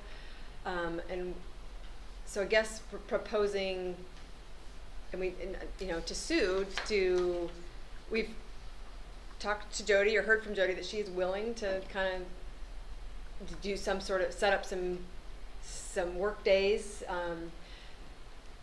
where she could meet with you, meet with Brenda to talk about the elementary principalship, and I know I just want that. I feel like that would be a great, a great path to a solid transition, and I'm seeing other nods. I think it's totally up to those two. I don't know, Sue. I don't like her. No, I think that's a great. Contract signed, truth comes out. No fun and games for you. Yes, no fun and games with Sharon for you. Yeah, I mean, that was, Yeah. I think it's important to, we've started those conversations, and I do, just to advocate in general, like, once you retire, that work should be for free, so. totally. Yeah. Agreed. Yeah. And I fully support it. I just wanted to make sure, like, I wouldn't want to force that on either of you if it wasn't mutually point. agreeable. So, Yeah. yeah. So that what you sent to us to look at seems great. Yeah. Yeah. Agreed. Yep. good plan. Okay. Yep. Good. Stamp of approval. 11, our second public comments. If there's anybody that would like to make any public comment on things that weren't on the agenda. Okay, hearing none. Item 12, comments from the board for the good of the I have order. a couple, just kind of quick. One, I was told that we're the only school in the county that doesn't have a high school library. And so I'm wondering if we're going to have a high school library this next year. Is that something, or at least can we talk about that next time we can think about this? That was one of the plans with Honor, is to focus on the elementary library. A lot of high school libraries are both a library and a media center. They kind of have both. The computer lab is set up to also function and facilitate library books. It just hasn't happened. Okay. And so that's kind of when I met with Honor this year. It was, let's focus on the elementary. We've got a lot of books that we need to just solidify what our collection is, and start rotating, get that fresh and going, and a little bit more structured, and then focus next year on the middle school, high school library and what that looks like. So yes, that is in the plan for next year. Fantastic. Yes. The other thing, had the pleasure of hanging out with a bunch of graduates from Mapleton, and the topic came up of when we used to have Holocaust survivors come and speak in the school, and how transformative that experience was. There's very few alive still, but their children are still out there, and Oregon has a really stellar Holocaust survivor center in Portland, and they have speakers. So We just had one come and speak in 2018. 2018, yeah. Okay, well, Yeah. great. It's yes. I can just add, there's state mandate now that it's part of the curriculum, so it's a nice connection there. Oh, I didn't even know that. Okay, cool, awesome. Well, those were my two options. Well, having a survivor come speak is not required. Right. Having Holocaust education. Yes. Right. Yes. Oh, okay. Sorry. Well, but I mean, just to make that point, the survivor, if there is a survivor, just a body who can speak to this. Wow, it's crucial. And in these times, there's a lot of discussion about white supremacy, and that it's based in this anti-Semitism, and that's why we have things that happen like in Buffalo, based in anti-Semitism. So it's just I think it's an opportunity, and I just wanted to put that. Thanks, and that's it. That's all I have. Okay. Anybody I else? did have a comment, Okay. and I really would have preferred to say this last month, but was in no way, shape, or form would have been possible to say it. Because I was pretty upset last month at the end of that meeting. I still am at the whole thing. Probably, de-escalation of that probably took quite some time and a lot of discussion.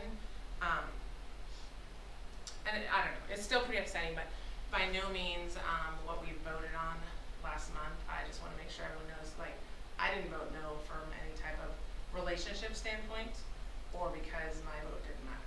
Because it did matter, numbers-wise, wasn't going to do anything. but it really didn't matter. And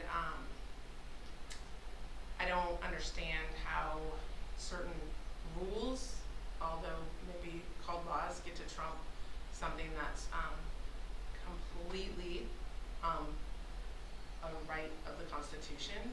And so I think that's very hard that we watch morally and ethically what we're teaching our kids. I know that was really discussed in our house. My own daughter who says, hey, we just read Animal Farm, and once she's discussing those things, she was like, you know, I think in her own words was,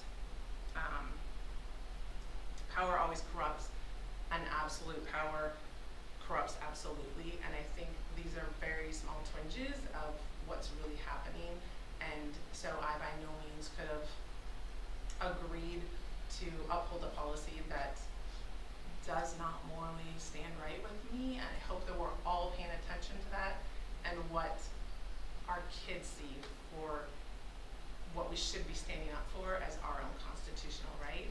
I had a hard time justifying that in my mind to my own kid I look at, let alone anyone else, that they need to be able to stand up and question and not just comply. And that's kind of what we've been doing for the last couple of years, and I feel like that's what happened. So I just want to say that my no vote was purely because that's honestly how I feel, and I could not have voted the other way simply to uphold a policy that I truly don't believe in. So Thank you for saying that. I respect that, and I you know, I respected your dissenting vote, and I do not think that we have to vote unanimously all the time. You know, and I do respect that you stood up for what you believe in. So thank you for doing that. Any other comments? I wasn't here, so am I assuming that's about the, okay, about, Determination. okay. The one thing I could say about it is that it was a no-win situation. That's how I viewed it, and that's why I voted the way I did, but it was not a great outcome.